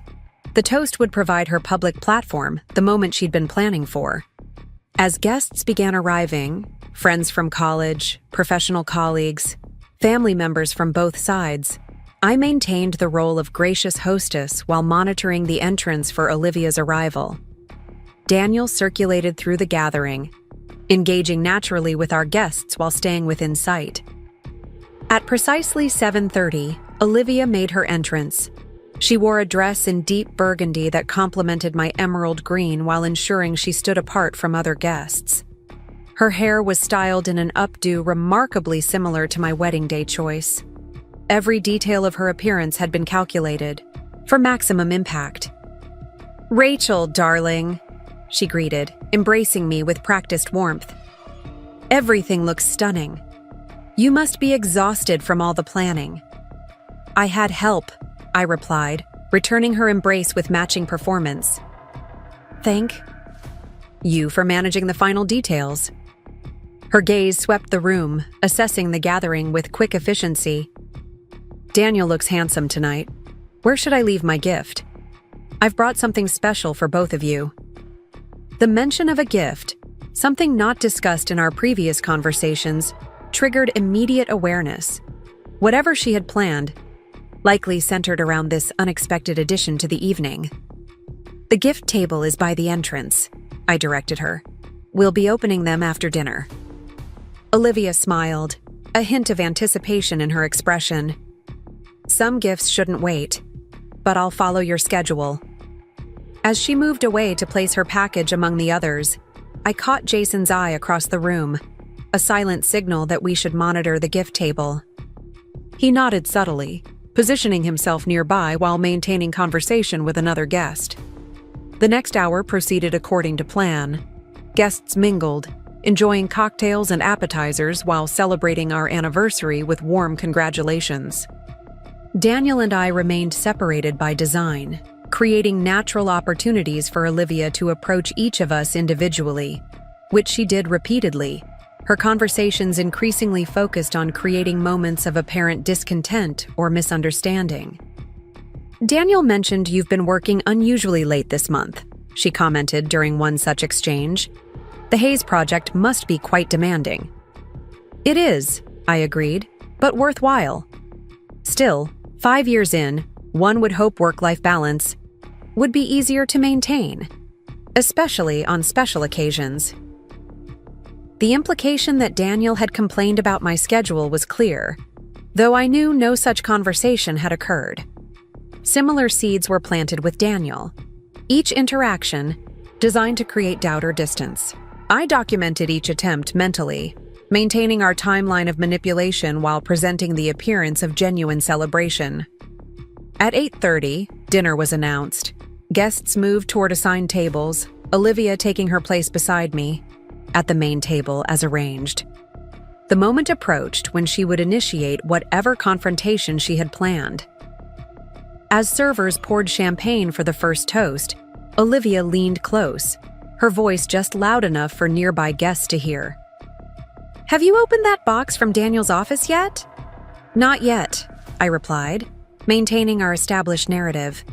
Tonight didn't seem like the right time to potentially discover something disturbing. She nodded sympathetically, though satisfaction flickered in her eyes. Sometimes we need to face difficult truths, even when the timing isn't convenient. The toast began with traditional acknowledgments from family and close friends. Each speaker celebrated different aspects of our relationship, Daniel's parents highlighting our commitment to community, my mother emphasizing our creative partnership, Megan, noting the balance we'd achieved between professional ambition and personal connection.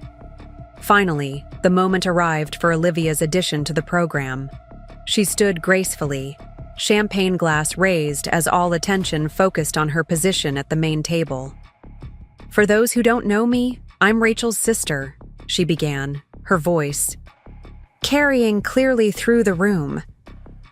"Which means I've had the privilege of watching this relationship from its very beginning 5 years ago." The practiced smile, the perfect posture, everything about her presentation projected sincerity and affection. Only those aware of our documentation would recognize the calculated performance. Rachel and Daniel have always seemed like the perfect couple, she continued, emphasizing the word "seemed" just enough to introduce doubt. Their wedding was a beautiful celebration of what everyone thought would be an ideal partnership. A subtle murmur passed through the gathering as guests noted the strange phrasing. Daniel reached for my hand under the table, a gesture of solidarity as Olivia's speech continued. But those of us closest to them know that perfection is often a carefully maintained illusion. Sometimes what looks like happiness from a distance conceals more complicated truths. The room had grown uncomfortably quiet, the celebration atmosphere shifting toward something tense and uncertain. "As Rachel's sister, I've been trusted with confidences that others haven't heard," Olivia stated, her expression communicating regret and reluctance.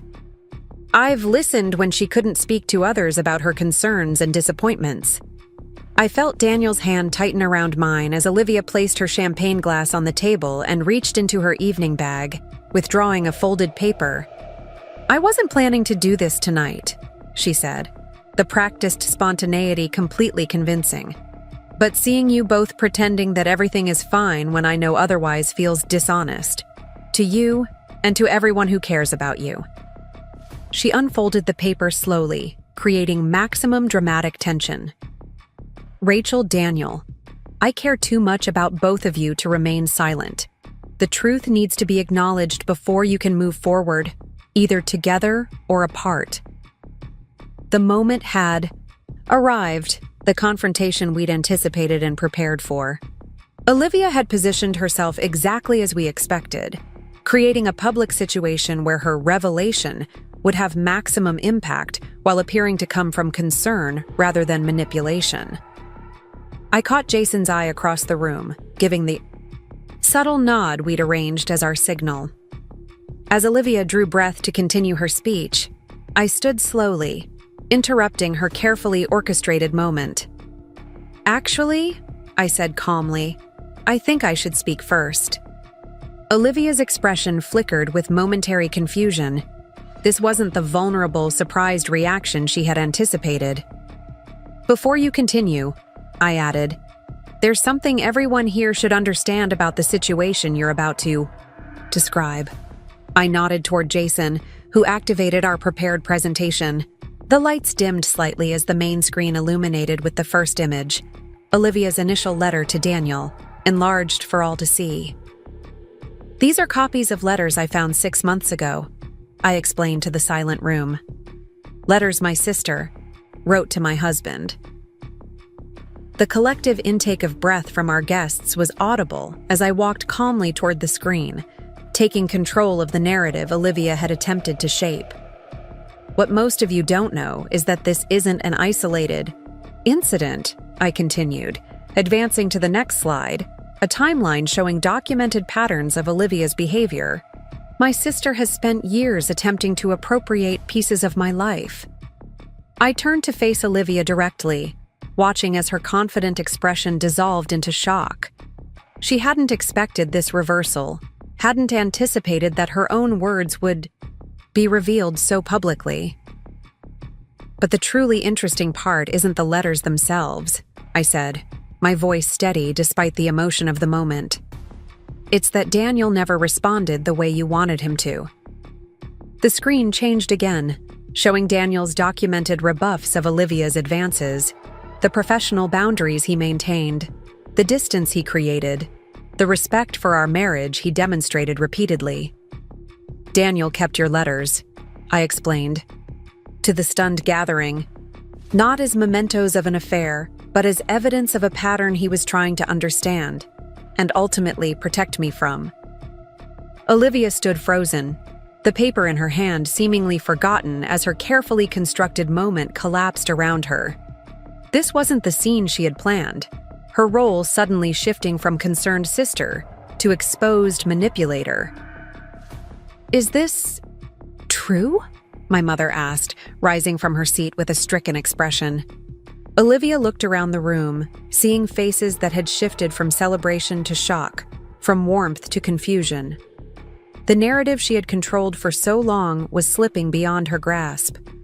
"You don't understand," she whispered, looking not at our mother, but at me.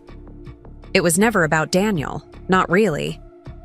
"I know," I replied, advancing to the final slide, a childhood photo of us standing before a gallery exhibition, my confident smile contrasting with her envious glance. "It was always about what you thought I had that you deserved."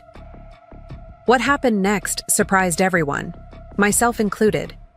Instead of fleeing in humiliation or launching into angry denials, Olivia simply sat down, her shoulders slumping in defeat. The paper she'd been holding, whatever evidence she'd planned to present, fell forgotten to the floor. "I couldn't stop," she said, her voice barely audible in the silent room. "Ever since Dad left and chose to send you, not me, that vintage camera for your 13th birthday. It was like he decided which daughter mattered." The revelation hung in the air, recontextualizing 2 decades of rivalry into something more complex and painful than simple jealousy. This unexpected vulnerability, this glimpse into the wounded core of our relationship, wasn't part of our carefully orchestrated exposure. I hadn't planned for this. My presentation was supposed to end with justice, not understanding. After a moment of weighted silence, I turned to our guests. "I think my sister and I need some privacy. Thank you all for coming, but I believe the celebration is over." Confused murmurs rippled through the gathering as people began collecting belongings, unsure how to respond to what they'd witnessed. Jason moved efficiently through the crowd, quietly explaining that we would contact everyone later, while Daniel spoke with the venue staff about ending the event early. As the room slowly emptied, my mother approached Olivia, her expression a complex mixture of disappointment and concern. "Why didn't you ever say anything?" she asked, placing a hesitant hand on Olivia's shoulder. Olivia didn't look up. "Would it have mattered? Rachel was always your focus too." Mother flinched as if struck, her hand falling away. "That's not true. I tried so hard to love you both equally." "Trying isn't the same as succeeding," Olivia replied, finally raising her eyes. "Everyone always saw Rachel first. I was just there." I stood frozen, witnessing an exchange that revealed fault lines in our family I'd either never noticed or deliberately ignored. The careful documentation, the strategic planning, none of it had prepared me for this raw, unfiltered pain. Daniel approached as my mother retreated to a corner, visibly shaken. "I should have told you from the beginning," he said quietly. "I was trying to protect you from exactly this pain." "I know," I replied, squeezing his hand. "We'll talk later." "Right. Now there's something more important." The Emerald Room had emptied except for our immediate family and Jason, who remained by the technical equipment, uncertain whether to leave. I motioned for him to go, mouthing, "Thank you," as he nodded and discreetly exited. I sat down across from Olivia, who hadn't moved or looked up since her confession. For the first time in our adult lives, the familiar script of competition and resentment had been abandoned, leaving us in uncharted territory. "Tell me about the camera," I said, quietly. "Tell me what it really meant to you." And as the staff cleared plates around us in the emptying restaurant, my sister finally shared her unfiltered truth. Not the version designed to manipulate or compete, but the raw, unvarnished story of a younger sister who had always felt overlooked. "You don't remember what happened before the camera arrived," she began, her voice steady despite the tears tracking silently down her face. "Dad called me first that day, asked me about my interests, what I was passionate about. I told him about the school newspaper, how I'd been selected as a junior reporter, how excited I was about telling stories." I shook my head slowly. "I never knew that." "Why would you? He called you an hour later and never mentioned speaking to me. When the package arrived with your name on it, containing this professional-grade camera, this perfect tool for someone interested in visual storytelling, I realized he hadn't been listening to me at all. He'd just been making obligatory conversation, before calling the daughter he actually wanted to connect with." The bitterness in her voice carried decades of accumulated pain, making me see our shared childhood through an entirely different lens. While I had treasured that camera as a symbol of our father's support, Olivia had viewed it as confirmation of her invisibility. "After that," she continued, "I started watching you more carefully. How people responded to you, the opportunities that seemed to fall into your lap. I thought if I could just figure out what made you special, I could become that too." Daniel, who had been listening silently, spoke gently. "But copying Rachel didn't make you feel any more seen, did it?" Olivia shook her head. "It just made the comparison more obvious. Even when I did exactly what she did, applied to the same schools, pursued the same internships, dated the same types of men, I was always the second version, the copy, not the original." My mother rejoined us, her earlier shock now contained behind a composed exterior. "I failed you," she said simply. "I didn't see what was happening. I thought your competitiveness was normal sibling dynamics, not this."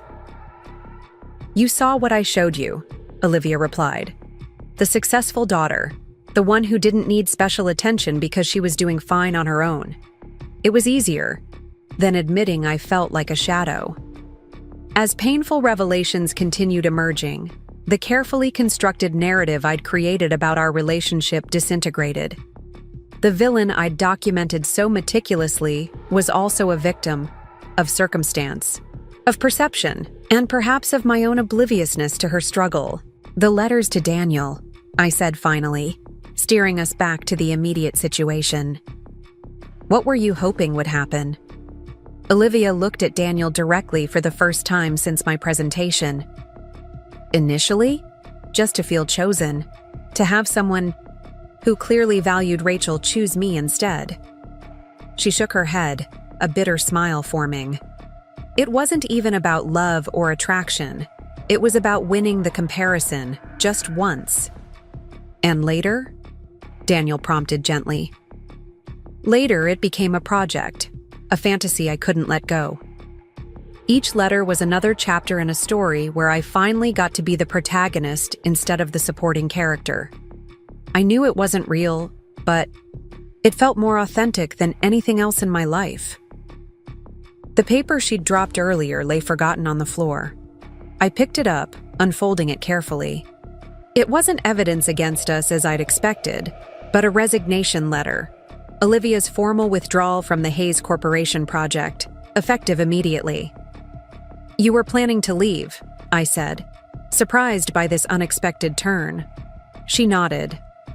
"After making a scene at your anniversary party, creating doubt about your marriage, I was going to dramatically resign from our professional collaboration, citing ethical concerns about continuing to work with a couple in crisis. The ultimate positioning as both the righteous professional and the available alternative."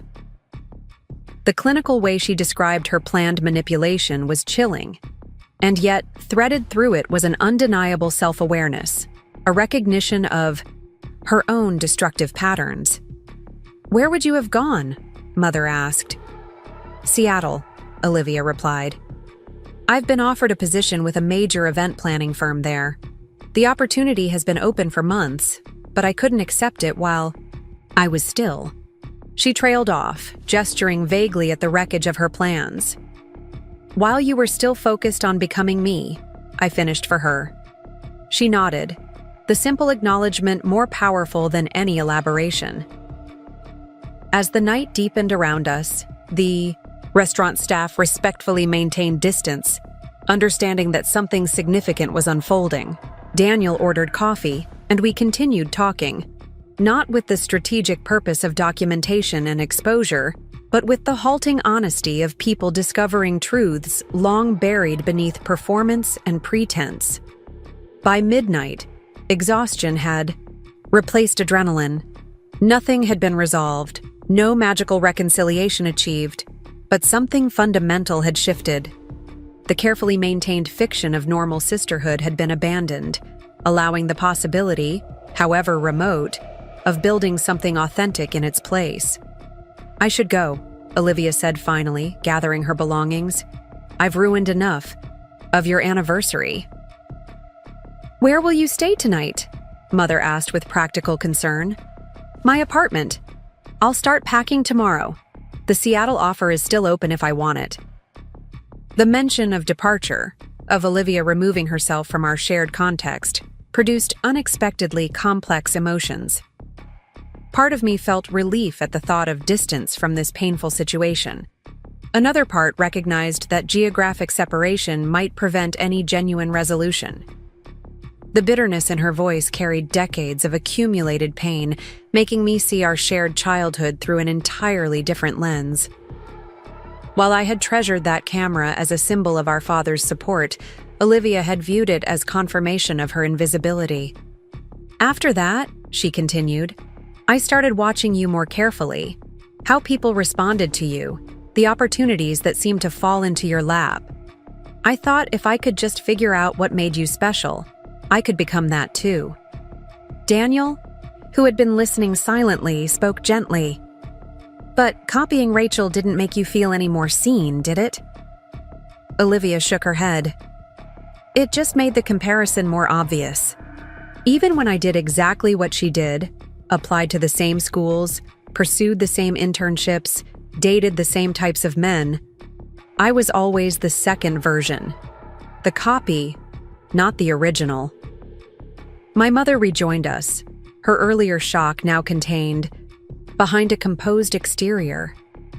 "I failed you," she said simply. "I didn't see what was happening. I thought your competitiveness was normal sibling dynamics, not this." "You saw what I showed you," Olivia replied.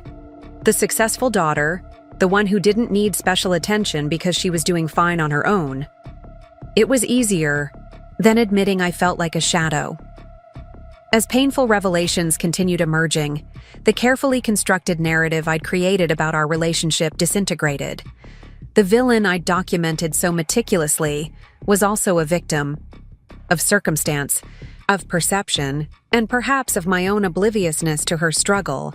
"The letters to Daniel," I said finally, steering us back to the immediate situation. "What were you hoping would happen?" Olivia looked at Daniel directly for the first time since my presentation. "Initially, just to feel chosen, to have someone who clearly valued Rachel choose me instead." She shook her head, a bitter smile forming. "It wasn't even about love or attraction, it was about winning the comparison, just once." "And later?" Daniel prompted gently. "Later it became a project. A fantasy I couldn't let go. Each letter was another chapter in a story where I finally got to be the protagonist instead of the supporting character. I knew it wasn't real, but it felt more authentic than anything else in my life." The paper she'd dropped earlier lay forgotten on the floor.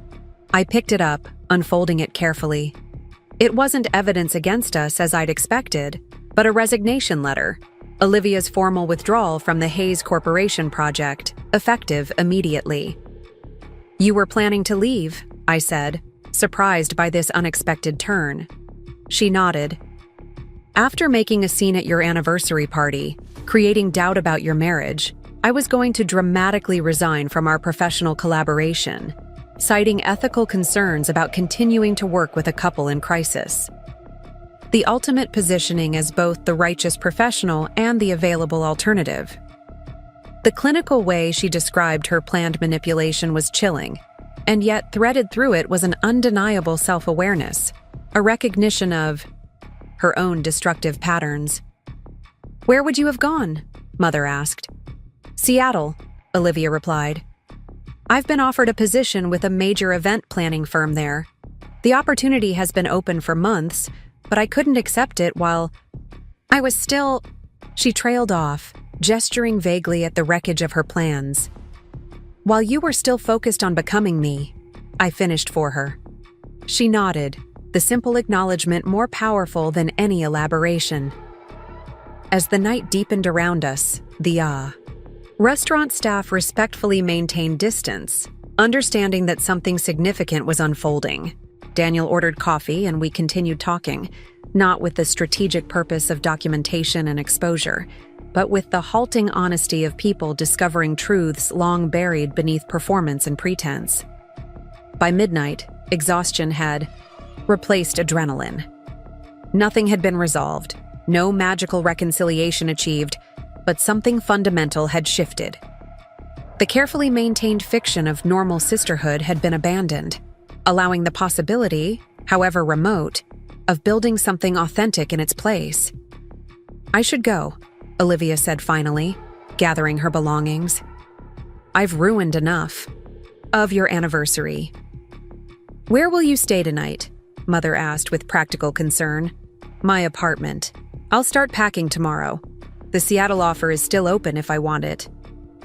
The mention of departure, of Olivia removing herself from our shared context, produced unexpectedly complex emotions.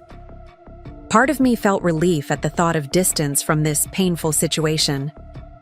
Another part recognized that geographic separation might prevent any genuine resolution. "Don't make any decisions tonight," I said, surprising myself with the suggestion. "Everything looks different in the morning." Daniel nodded agreement. "Give yourself time to process. We all need that."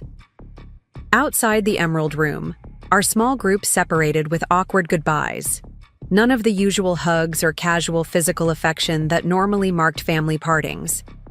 Mother would drive Olivia home, while Daniel and I would return to our house.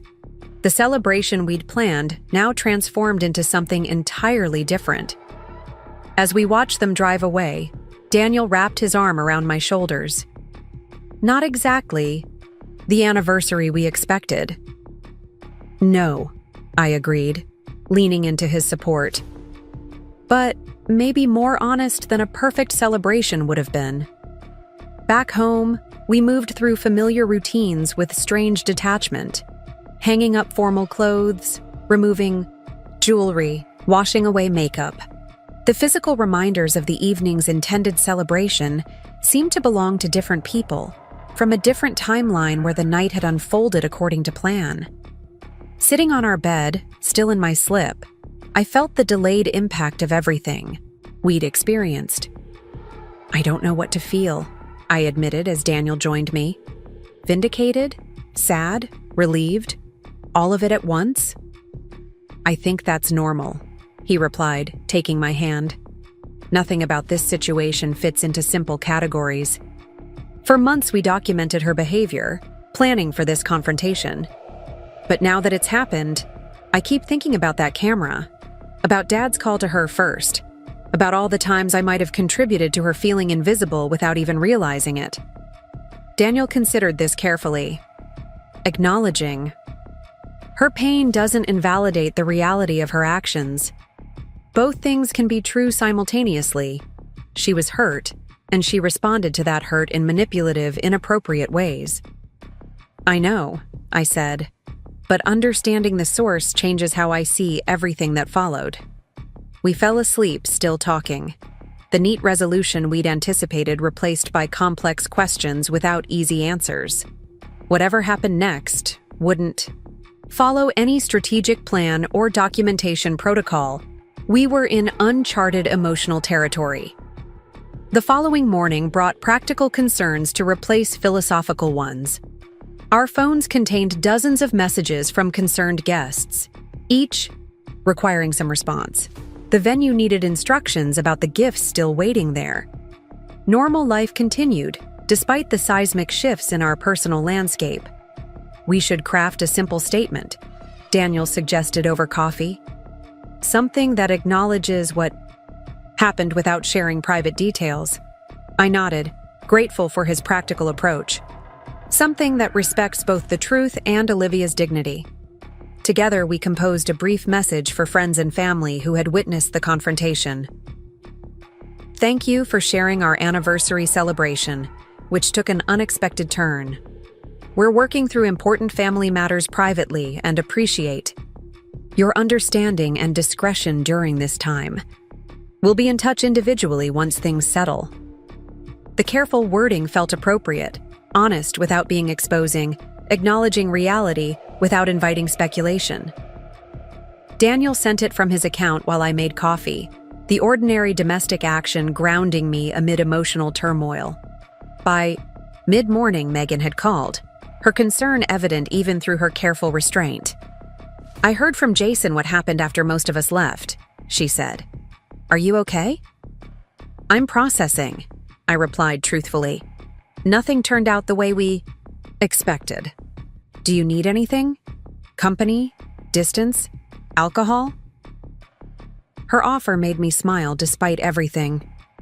What I need is time to figure out what happens next. The easy part was exposing the pattern. The hard part is deciding what to do now that we all see it clearly.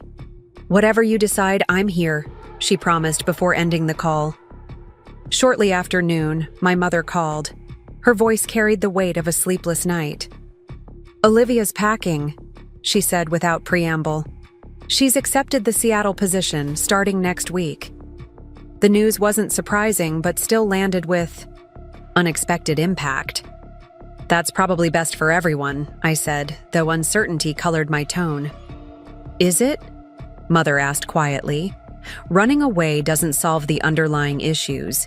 It just changes their geography. What's the alternative? We can't just pretend last night didn't happen and continue as before. No, she agreed. But there might be something between pretend nothing happened and never speak again. Her words echoed in my mind after we disconnected. What would that middle ground look like? How could we acknowledge the truth of our damaged relationship without being permanently defined by it? Daniel found me in my home studio, surrounded by photographs from various phases of my career. I'd been searching through old family images, looking for visual evidence of what Olivia had described, moments where she might have appeared in the background while I stood centered in the frame. Find anything? He asked, settling beside me. Too much, I admitted, gesturing toward several prints I'd selected. Look at these, from holidays, school events, even casual gatherings. The pattern is obvious once you know to look for it. Each image told the same story, me in focus, often centered, engaged in activity or conversation.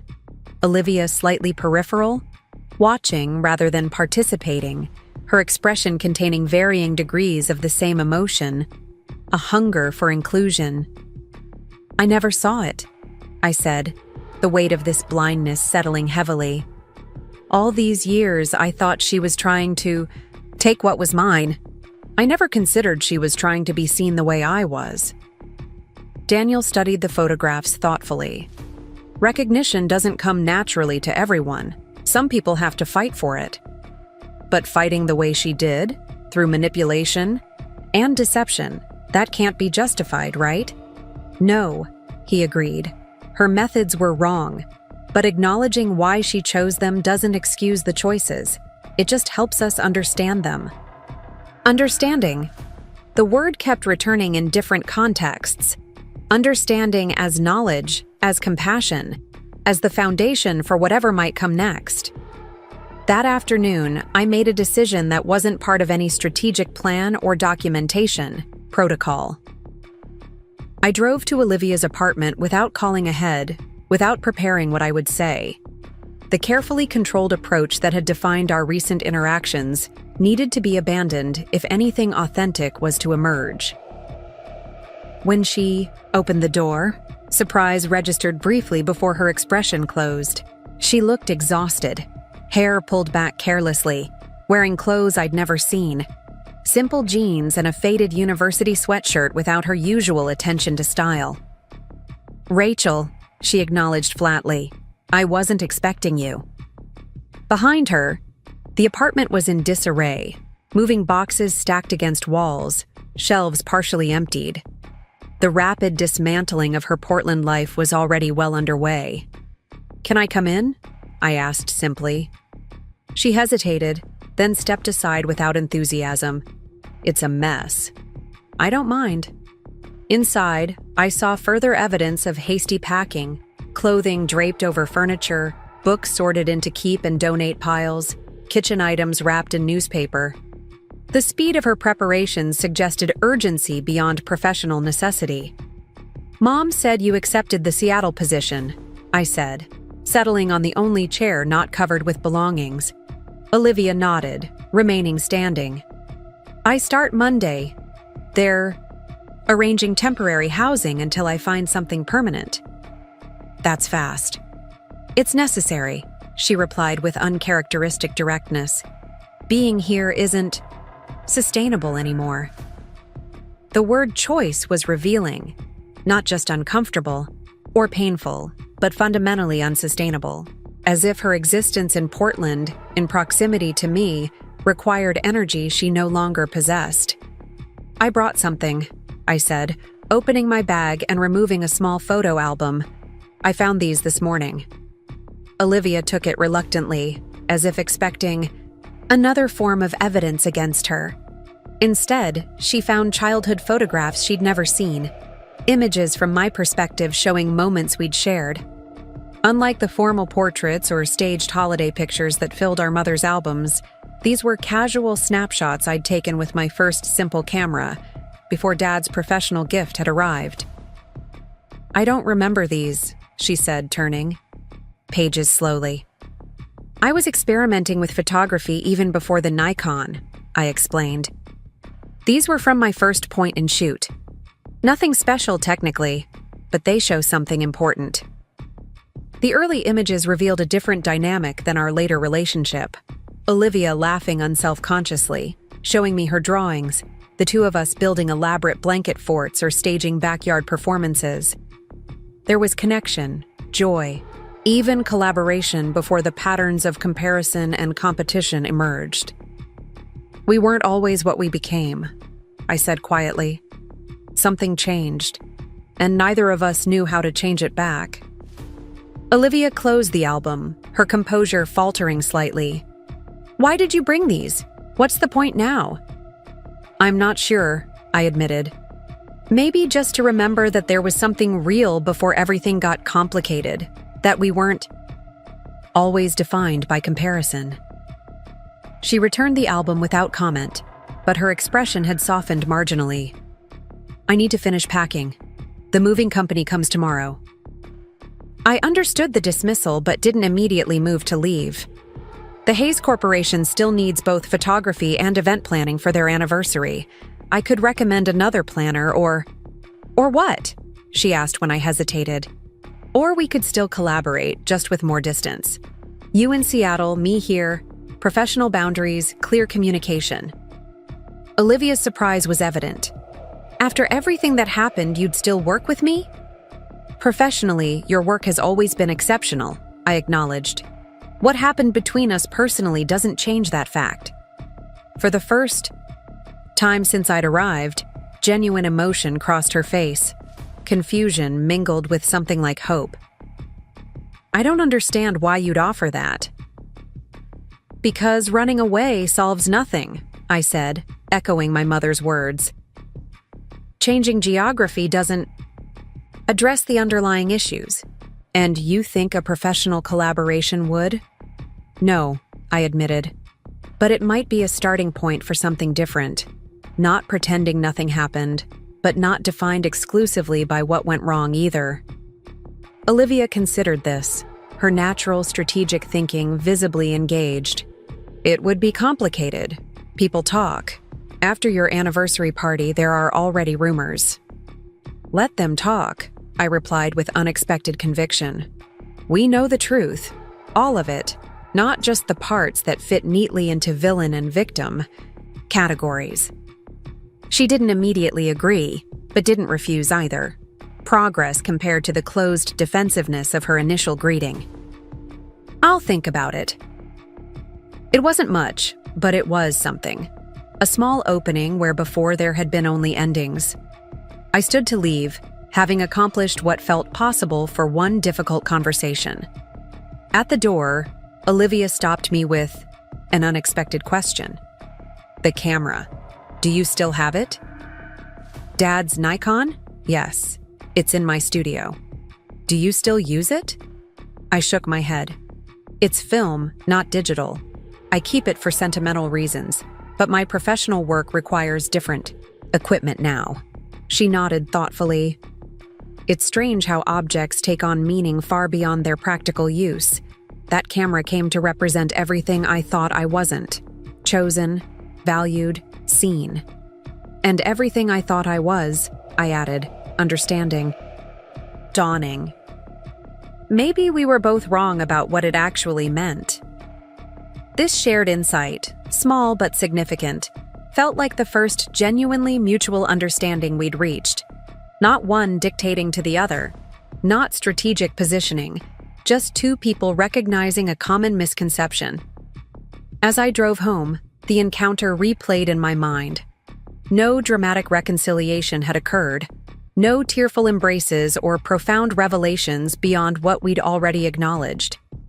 But something had shifted subtly, the rigid roles of manipulator and victim beginning to dissolve into something more nuanced and human.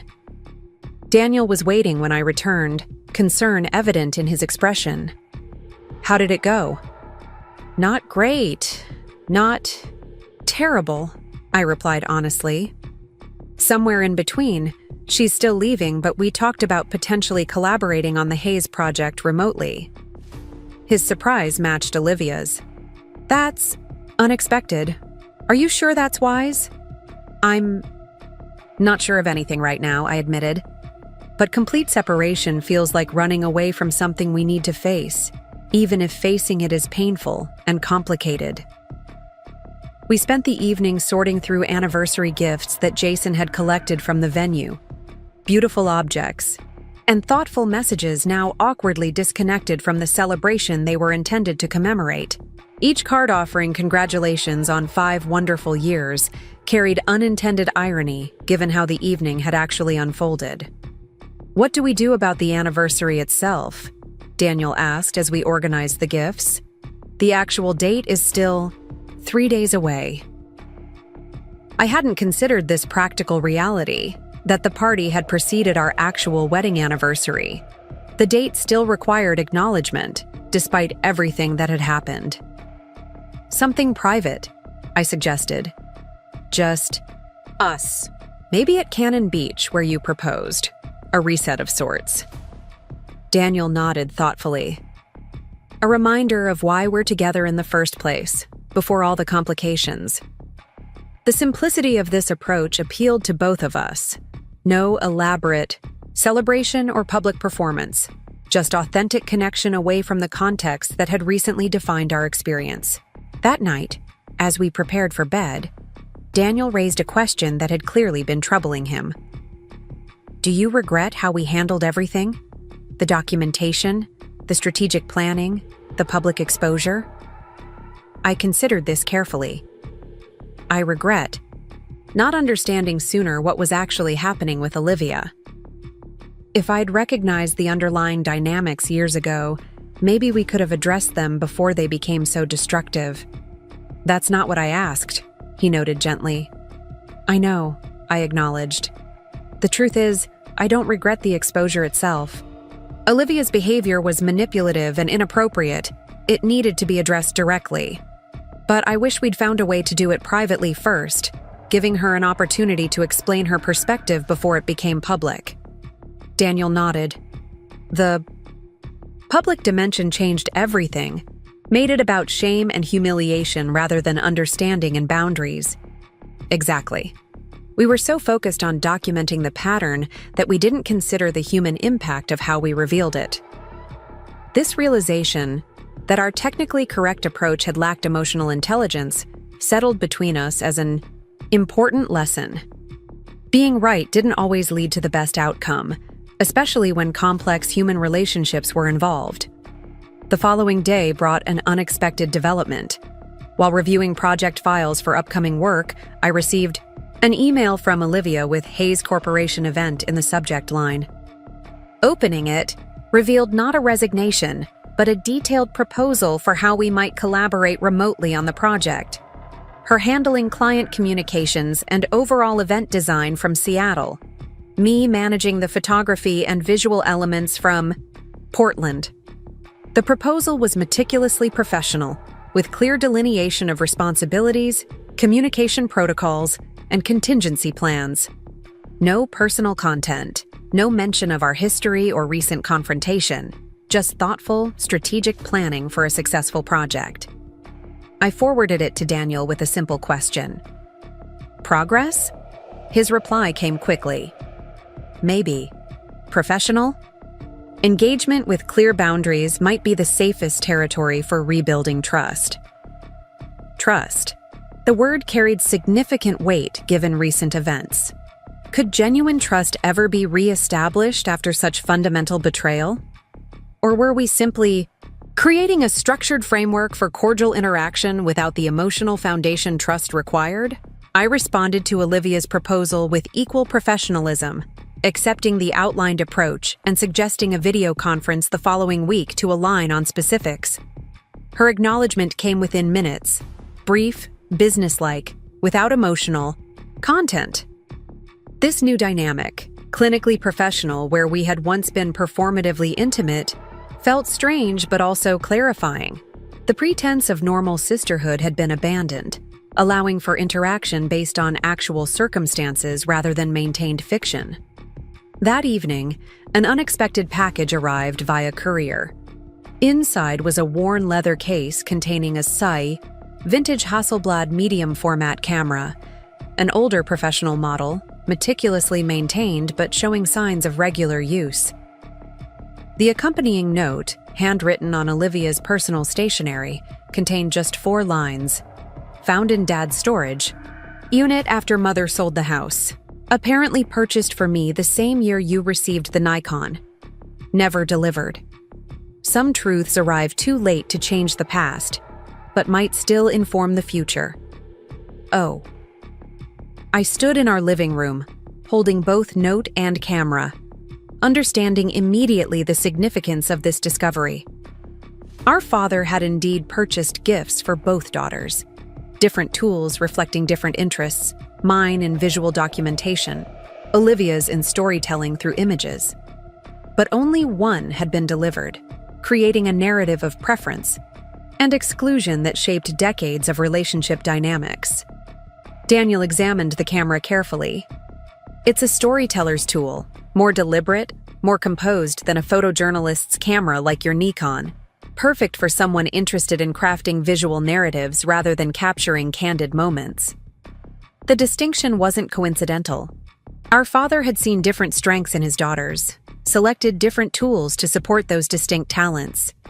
The tragedy wasn't in his perception, but in the incomplete delivery of his intention, creating a narrative of favoritism where balance had actually been planned. I called my mother immediately. Did you know about a second camera? A Hasselblad in Dad's storage? Her confusion was genuine. What? No. After the divorce, he maintained that unit privately. I never had access. When he died, the management company contacted me as next of kin, but I just had everything sent to a consignment dealer. I couldn't face sorting through it myself. Olivia must have contacted them directly, I realized, or tracked down the dealer. Why would she do that after all this time? Because understanding the past changes how we see the present, I replied, the importance of this discovery becoming clearer with each moment. This camera rewrites a foundational story we both believed about our relationship with Dad, and with each other. After ending the call with my mother, I sat with the Hasselblad, turning it carefully in my hands. The weight of misunderstanding it represented felt almost unbearable. 2 decades of rivalry and resentment built on a delivery failure, a misinterpreted gift a story incomplete until now. I lifted my phone to call Olivia, then hesitated. This discovery deserved more than a hurried phone conversation. It required space for proper acknowledgement, for reconsideration of everything that had followed from our shared misunderstanding. Instead, I sent a simple text. Received the Hasselblad. We should talk when you're settled in Seattle. Safe travels tomorrow. Her reply came hours later, just before midnight. Some realities are easier to face with distance. We'll call when I'm ready. That night, I dreamed of cameras, my Nikon and Olivia's Hasselblad side by side, different tools for different visions, neither superior, just distinct.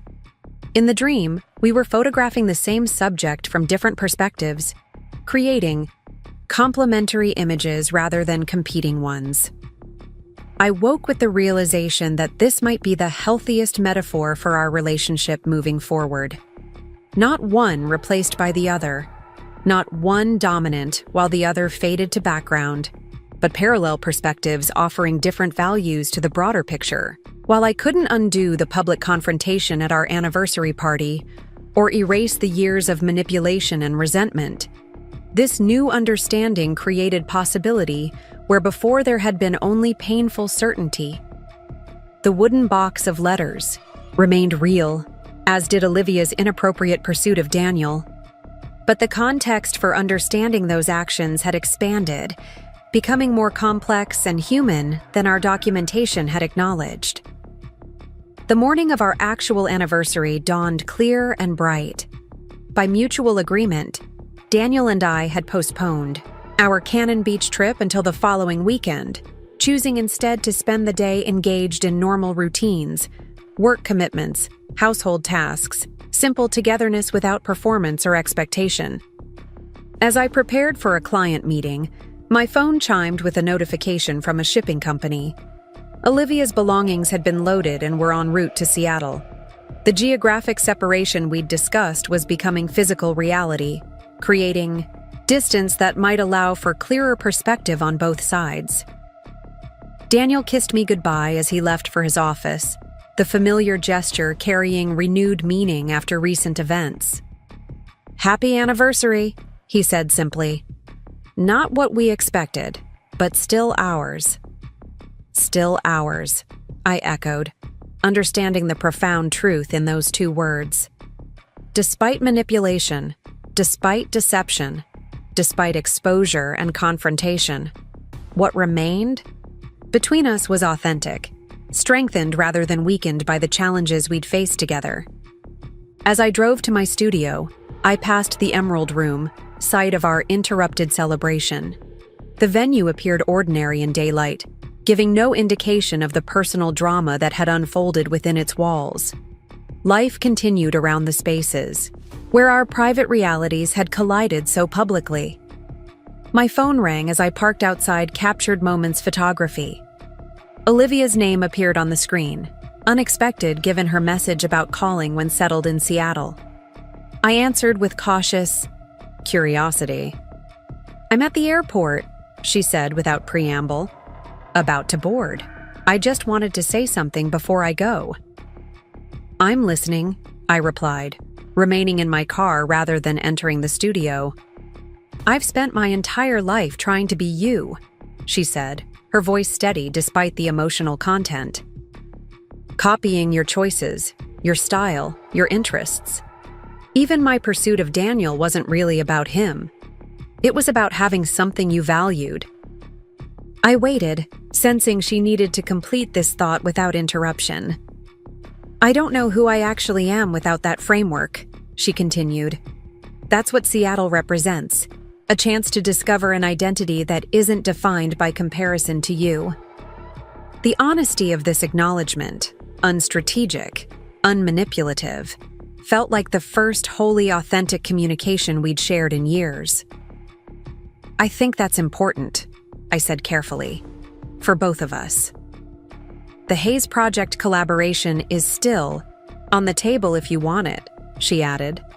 "But I'd understand if you'd rather make a cleaner break." I considered the question seriously, weighing professional opportunity against emotional complexity. Let's start there, with clear boundaries and professional focus.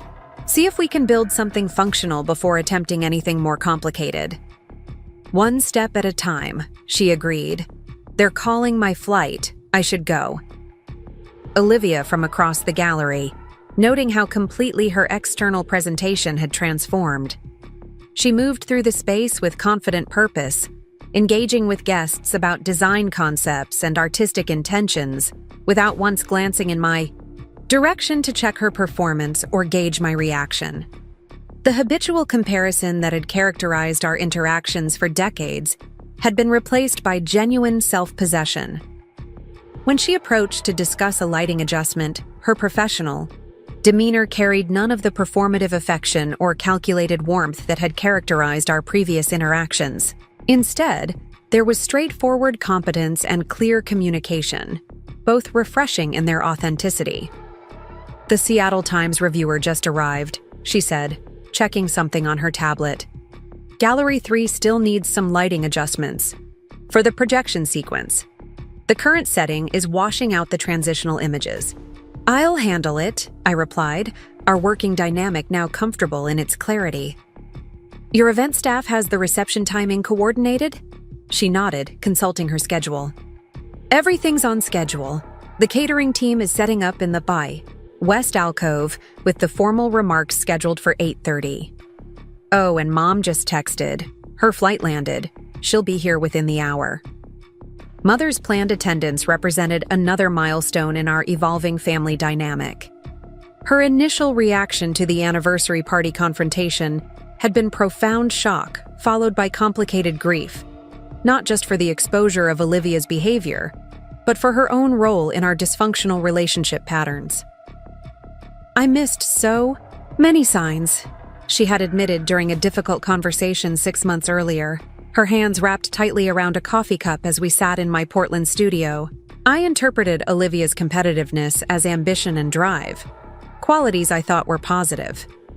I never considered that she might be struggling with deeper issues of identity and belonging. "You saw what we showed you," I had acknowledged.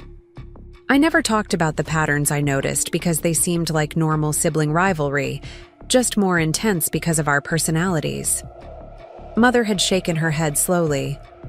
As the parent, I should have recognized the difference between healthy competition and destructive comparison. Instead, I think I reinforced the dynamic without realizing it, praising your accomplishments without recognizing how that affected Olivia's sense of herself. This growing awareness of how family dynamics had contributed to our situation created space for healing that extended beyond just Olivia and me. Mother had begun therapy herself, examining patterns from her own upbringing that had influenced her parenting style and relationship with each daughter. As I adjusted lighting in the third gallery space, carefully modifying the projections to create the precise emotional effect we'd designed, I reflected on how much had changed since finding that wooden box of letters.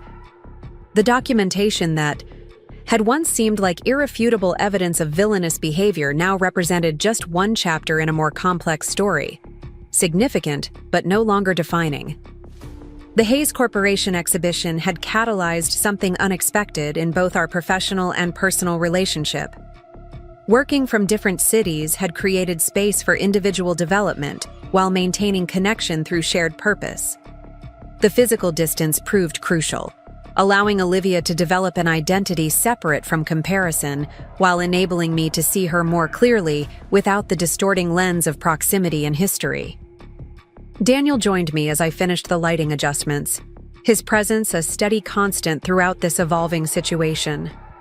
"Megan just arrived with Jason," he said. "They're asking about dinner plans after the opening." "Let's include Olivia," I suggested after a moment's consideration. "It feels right to celebrate together, given how integral this project has been to everything that's happened since last year." He studied me carefully, his expression mixing concern with curiosity. "Are you sure? Things have been professional, but social interaction is different territory, especially with Megan and Jason there. That brings the confrontation back into focus." "I'm not sure of anything," I admitted, appreciating his directness. But continued separation feels artificial at this point. We've been collaborating for a year with good results. Maybe it's time to test whether we can share a meal without strategic positioning or emotional manipulation. When I extended the dinner invitation, Olivia's surprise was evident even through her professional composure. Her eyes widened slightly, and she paused before responding, a moment of genuine reaction rather than calculated response. "You want me to join? With Megan and Jason?" she asked, naming the two people who had helped orchestrate her public exposure. "They were both part of what happened," I acknowledged. "But they've also been part of what's changed since then. It might be good to experience that change together, in a neutral setting, with the exhibition's success as common ground." She considered this thoughtfully, weighing implications with visible care. "I'd like that," she said finally. "Thank you for suggesting it." The exhibition opening proceeded with smooth professionalism, our complementary skills creating an experience that impressed both corporate clients and arts community representatives. Throughout the evening, Olivia and I operated in parallel, not competing for attention or recognition, but each contributing distinct strengths to the shared project. Mother arrived midway through the event, elegant in a simple navy dress that reflected her own evolving identity following my father's death and subsequent personal reevaluation. She approached us with careful warmth, her relationships with both daughters having developed along separate healing paths over the past year. "This is extraordinary," she said, gesturing to the exhibition with genuine appreciation. "Both of you creating something beautiful together despite everything." "Not despite," Olivia corrected gently. "Because of. Understanding changes perspective." This simple insight, that our difficult history had created possibilities rather than just damage, resonated through the exhibition space. The painful confrontation at the Emerald Room had initiated necessary, if difficult, transformation for everyone involved. After the successful opening, our small group gathered at a nearby restaurant. Daniel and me, Olivia, Megan and Jason, Mother. The initial awkwardness dissolved gradually as conversation focused first on the exhibition's success, then expanded to include professional updates and casual personal news. "The interactive elements were particularly effective," Jason commented, his initial wariness giving way to genuine engagement. "The way visitors physically move through different perspectives created a powerful metaphor." "That was Olivia's concept," I acknowledged, giving credit where it was due. "My original photographs were much more conventionally presented until she suggested the layered screening approach." Watching Olivia interact with Megan, once the architect of our exposure strategy, I noticed the absence of defensiveness or performance in her demeanor. When Megan asked about her new Seattle life, Olivia's responses were thoughtfully measured, neither oversharing nor completely guarded, just authentically selective about personal disclosure. "The distance has been clarifying," she explained. "Being away from familiar contexts makes it easier to distinguish between habits and actual preferences. What I do because I've always done it versus what genuinely resonates." As the evening progressed, conversation flowed with increasing ease. Not the forced intimacy of performed closeness, but the measured exchange of people rediscovering each other under fundamentally changed circumstances. "I've been using the Hasselblad," Olivia mentioned during a lull in conversation, referencing the camera our father had purchased for her but never delivered, "for a personal project about identity and perspective. It's challenging after years of digital work, but there's something powerful about the deliberateness it requires. The way you must commit fully to each frame, thinking through composition and timing completely before capturing the image." "Dad would have appreciated that approach," I said quietly. "He always valued thoughtful composition over quick capture, the difference between making an image versus taking one." Mother looked between us, witnessing this acknowledgement of shared heritage without the competitive edge that had previously defined such moments. "He would have been proud of this exhibition," she offered. Of both of you, in different ways. Your distinct strengths, complementing rather than competing. The evening continued with measured openness, not forced intimacy or performed affection, but authentic exchange between people who shared significant history and were learning to create healthier future interactions. As we prepared to leave, Olivia hesitated, then addressed me directly. I've been offered a position with an international event firm. It would mean dividing time between Seattle and London for the first year, then potentially relocating permanently. That sounds like an incredible opportunity, I replied, genuinely pleased for her professional recognition. Their global presence would provide amazing creative possibilities. It would, she agreed, but it would change our working arrangement for any future collaborations. I'd be unavailable for in-person oversight during European assignments. The acknowledgement that she was considering future professional partnership after the Hayes project indicated significant evolution from where we'd started, from manipulation and competition to respectful collaboration that benefited from our different strengths. We'll adapt, I assured her. Distance hasn't been an obstacle so far. Technology makes collaboration possible across continents, not just cities. She nodded, a small smile acknowledging the truth in this observation. The physical separation that had initially seemed like escape had ultimately facilitated connection, based on healthier terms. 2 years after discovering the wooden box of letters, I found myself helping Olivia select photographs for her Identity Project exhibition in London. The request for my professional input had come without manipulation or hidden agenda. Simply one artist seeking feedback from another with relevant expertise. Our video consultation session stretched longer than scheduled as we engaged in detailed discussion of compositional elements, thematic coherence, and narrative progression through the exhibition space. The images she shared revealed profound transformation in both technical skill and conceptual depth. Using the Hasselblad our father had originally intended for her, Olivia had created a series exploring the distinction between reflection and replication, mirrors versus copies, inspiration versus imitation. One particularly striking sequence showed a subject approaching a mirror, initially attempting to perfect their appearance to match an idealized image, then gradually recognizing and accepting the distinctive elements that made them unique.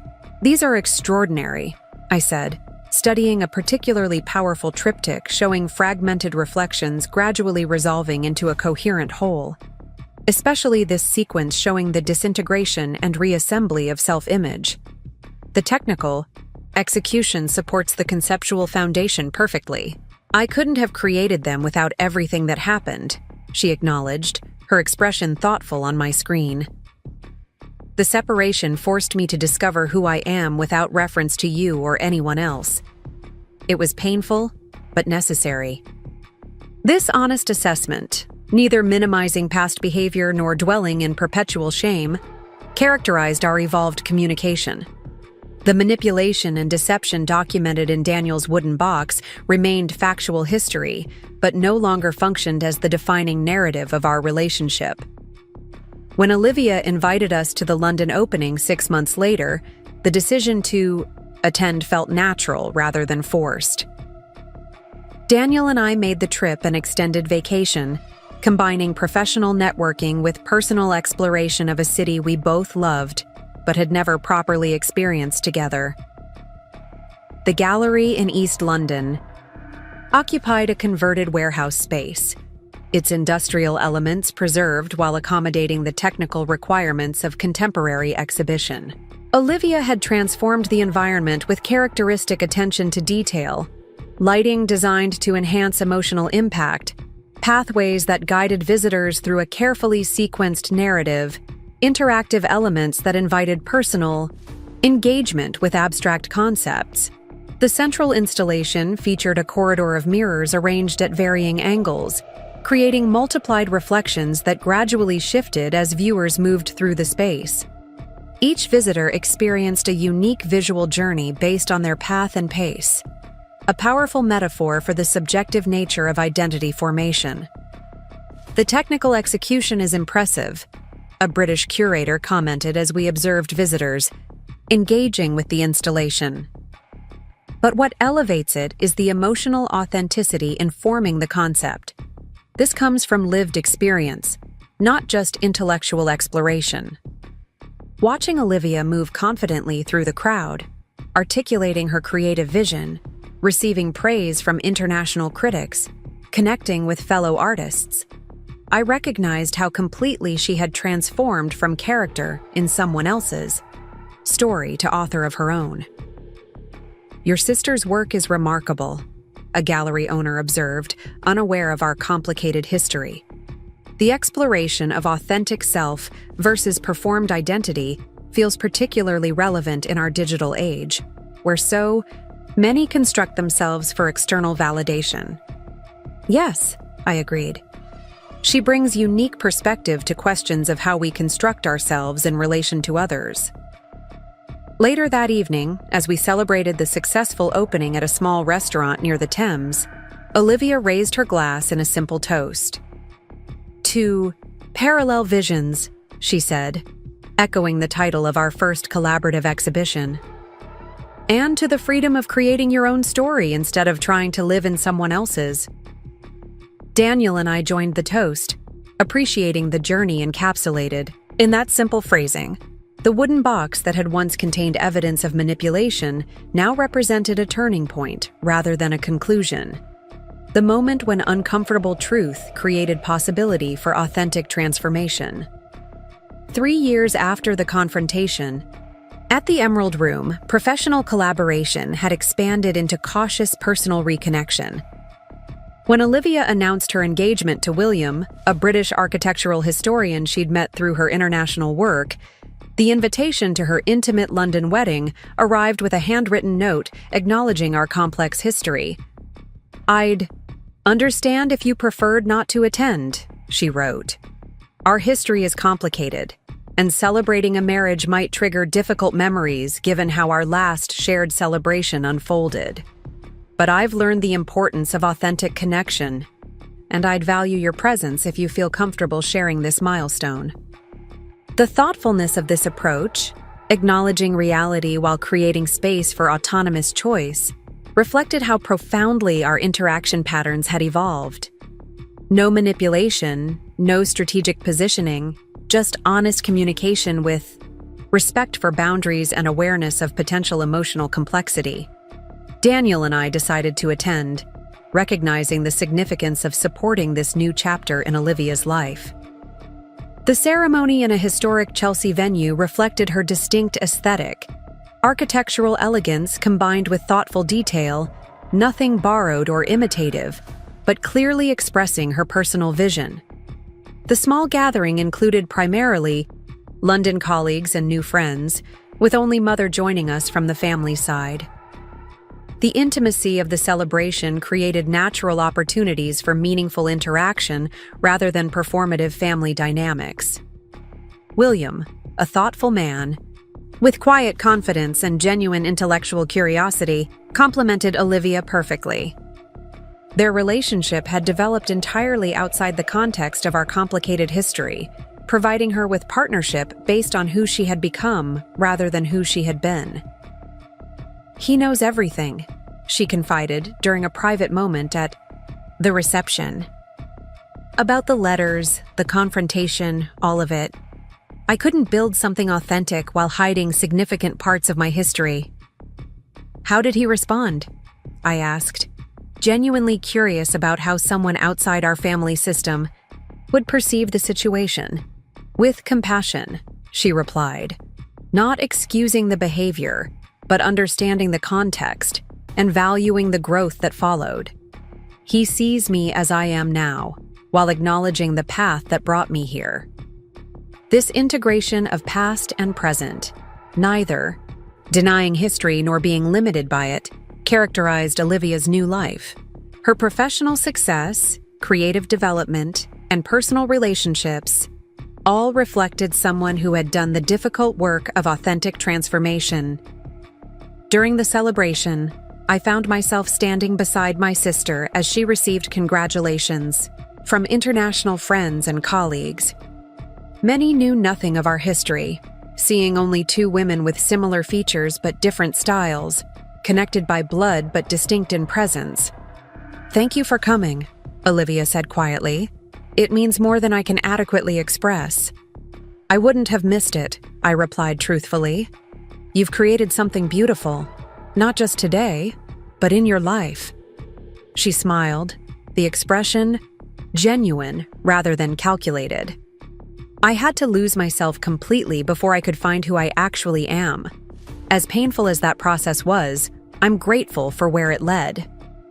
This acknowledgement, that difficult truths had ultimately facilitated positive transformation, became the foundation for continued healing. Not erasure of past harm or performance of perfect reconciliation, but gradual building of something authentic from the rubble of what had been destroyed. 4 years after the confrontation, Olivia's professional success had expanded significantly.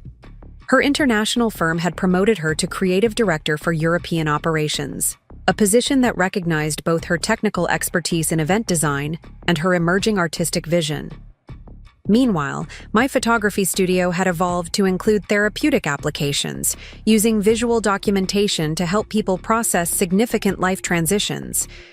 These parallel professional paths occasionally intersected through collaborative projects, corporate events with artistic dimensions, documentary work with experiential elements. Each intersection reinforced the value of our distinct approaches while creating opportunities for mutual growth. During one such collaboration, a corporate rebranding that required both visual documentation and experiential design, Olivia mentioned a new project that surprised me. "I've been working with a publisher," she said during our planning call, "developing a book about identity formation and authentic self-development." "That's exciting," I replied. "Based on your exhibition work?" "Partly," she acknowledged, "but also drawing from personal experience. It started as therapeutic journaling after everything happened with us, evolved into more structured reflection during my transition to Seattle, and has gradually become something I think might help others struggling with similar patterns." The directness with which she referenced our painful history, neither avoiding it nor dwelling in it, demonstrated how thoroughly she had integrated those experiences into her understanding without being defined by them. "Will it include—" I hesitated, unsure how to reference the letters, the confrontation, the public exposure. "Yes," she confirmed directly, though with names and specific details changed to protect privacy. "But the core experiences, the pattern of imitation rather than authentic development, the manipulation arising from insecurity, the public confrontation that forced change, those elements are central to the narrative arc." What struck me most about this approach wasn't just her willingness to acknowledge uncomfortable truths, but her transformation of painful experience into potentially valuable insight for others, turning private shame into public contribution. The publisher believes it addresses something many people experience, though perhaps not as dramatically as we did, she continued. The fundamental question of how we develop authentic identity when we're constantly comparing ourselves to others resonates widely in contemporary culture.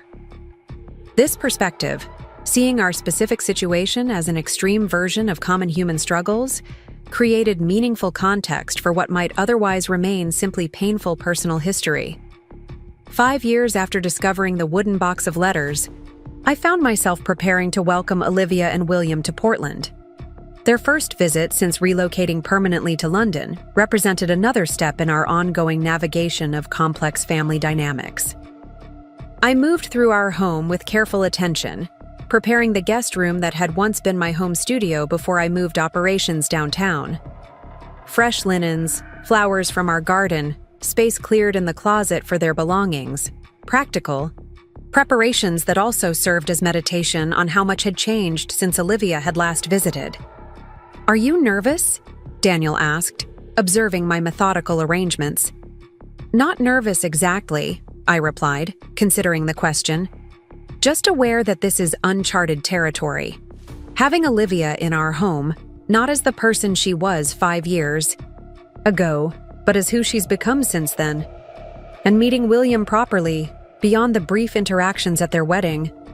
The doorbell rang precisely at the arranged time, Olivia's punctuality reflecting her continued precision in professional and personal habits. When I opened the door, the moment carried familiar elements while remaining distinctly new. My sister's. Features recognizable, but her presence fundamentally transformed. "Welcome to Portland," I said simply, stepping aside to invite them in. "It feels strange returning as a visitor," she admitted, as William carried their luggage inside. "But good strange. Clarifying." Over the following days, we experienced a new kind of interaction. Neither the performative closeness of our earlier adult relationship, nor the strategic distance of early healing, but something more authentic than either previous mode. Shared meals, professional discussions, city explorations with William, occasional reminiscences about childhood moments, all conducted without manipulation or defensive positioning. William's presence added valuable dimension to our interactions. His relationship with Olivia had developed entirely outside the context of our complicated history, providing her with partnership based on who she had become rather than who she had been. Watching their natural connection, the easy communication, the genuine respect, the comfortable affection, I saw further evidence of how completely she had transformed from the person who had written those letters to Daniel. I saw further evidence of how completely she had transformed from the person who had written those letters to Daniel.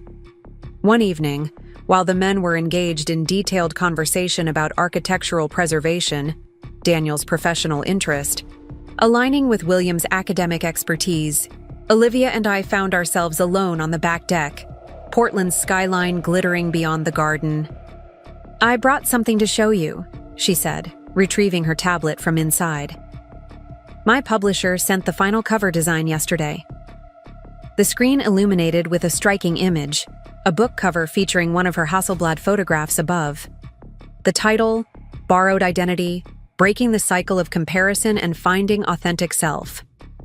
"You wrote a book," I said, genuinely impressed by the professional design and concept. She nodded. "It evolved more quickly than expected. The publisher believes it addresses something many people struggle with, particularly in the age of social media where constant comparison is almost unavoidable." "Does it include?" I hesitated, unsure how to reference our painful history. "Yes," she acknowledged directly. "The letters, the confrontation, everything. But in context, as part of a larger narrative about how we sometimes lose ourselves in attempting to become someone else. I've changed names and specific details, but the core experiences remain." The directness of this approach, neither hiding difficult truths nor exploiting them for dramatic effect, reflected how thoroughly Olivia had integrated the painful lessons of our shared history. "I'd like you to read it before publication," she continued. "Not for approval, the manuscript is final, but so you're prepared for what's being shared, and to include your perspective in the afterword if you're willing. The publisher thinks having both voices would strengthen the narrative." This invitation to contribute my viewpoint, to stand alongside rather than in opposition, represented the most profound evolution in our relationship, from competition to complementary perspective, from rivalry to mutual respect for distinct experiences. "I'd be honored," I said simply. Later that night, after our guests had retired to the spare room, Daniel and I sat in our familiar positions on the living room couch, processing the day's interactions with the ease of long partnership. "It's remarkable," he observed quietly, "watching you both navigate this new territory without the old patterns emerging. There's history acknowledged without being trapped in it." "It's still complex," I acknowledged. "There are moments when echoes of the past surface, a particular phrase or gesture that triggers memory, but they're just echoes now, not defining elements." He nodded thoughtfully. "The wooden box is still in my office closet. I've wondered occasionally whether we should dispose of the letters, now that they're no longer evidence or protection." The mention of those letters, Painful documentation of manipulation and inappropriate pursuit brought surprising clarity. I think they should stay where they are, I decided. Not as active influence in our lives, but as archived history. Removing them doesn't change what happened, and erasing history often means losing its lessons as well. True, Daniel agreed, and acknowledging reality has proven more healing than denying it. This simple insight captured the essence of our 5-year journey since the discovery. Not perfect reconciliation or complete forgiveness, but honest acknowledgement, creating space for authentic transformation. The following morning, as Olivia and I prepared breakfast while the men took an architectural walking tour, she mentioned the wooden box unprompted. "I've often thought about those letters," she said, arranging fruit on a serving plate with characteristic precision. How something written with manipulative intent became the catalyst for necessary change. There's profound irony in that. They forced truth into the open, I acknowledged, slicing bread for toast. Painful truth, but essential for any possibility of healing.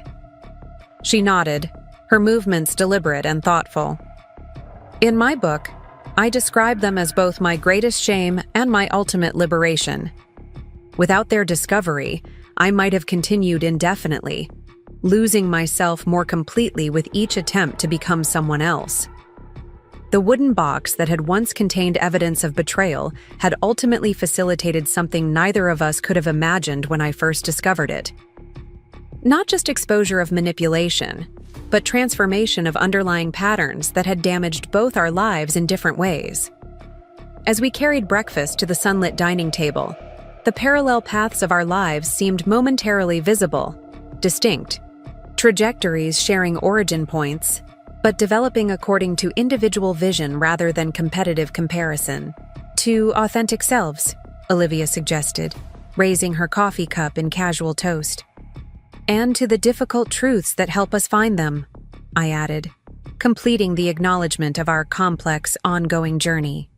The wooden box remained in Daniel's office closet. The Hasselblad continued capturing Olivia's distinct visual perspective, and the pain of our shared history evolved gradually from active wound to meaningful scar, not forgotten, but incorporated into something stronger and more authentic than what had existed before. Up next, you've got 2 more standout stories right on your screen. If this one hit the mark, you won't want to pass these up. Just click and check them out.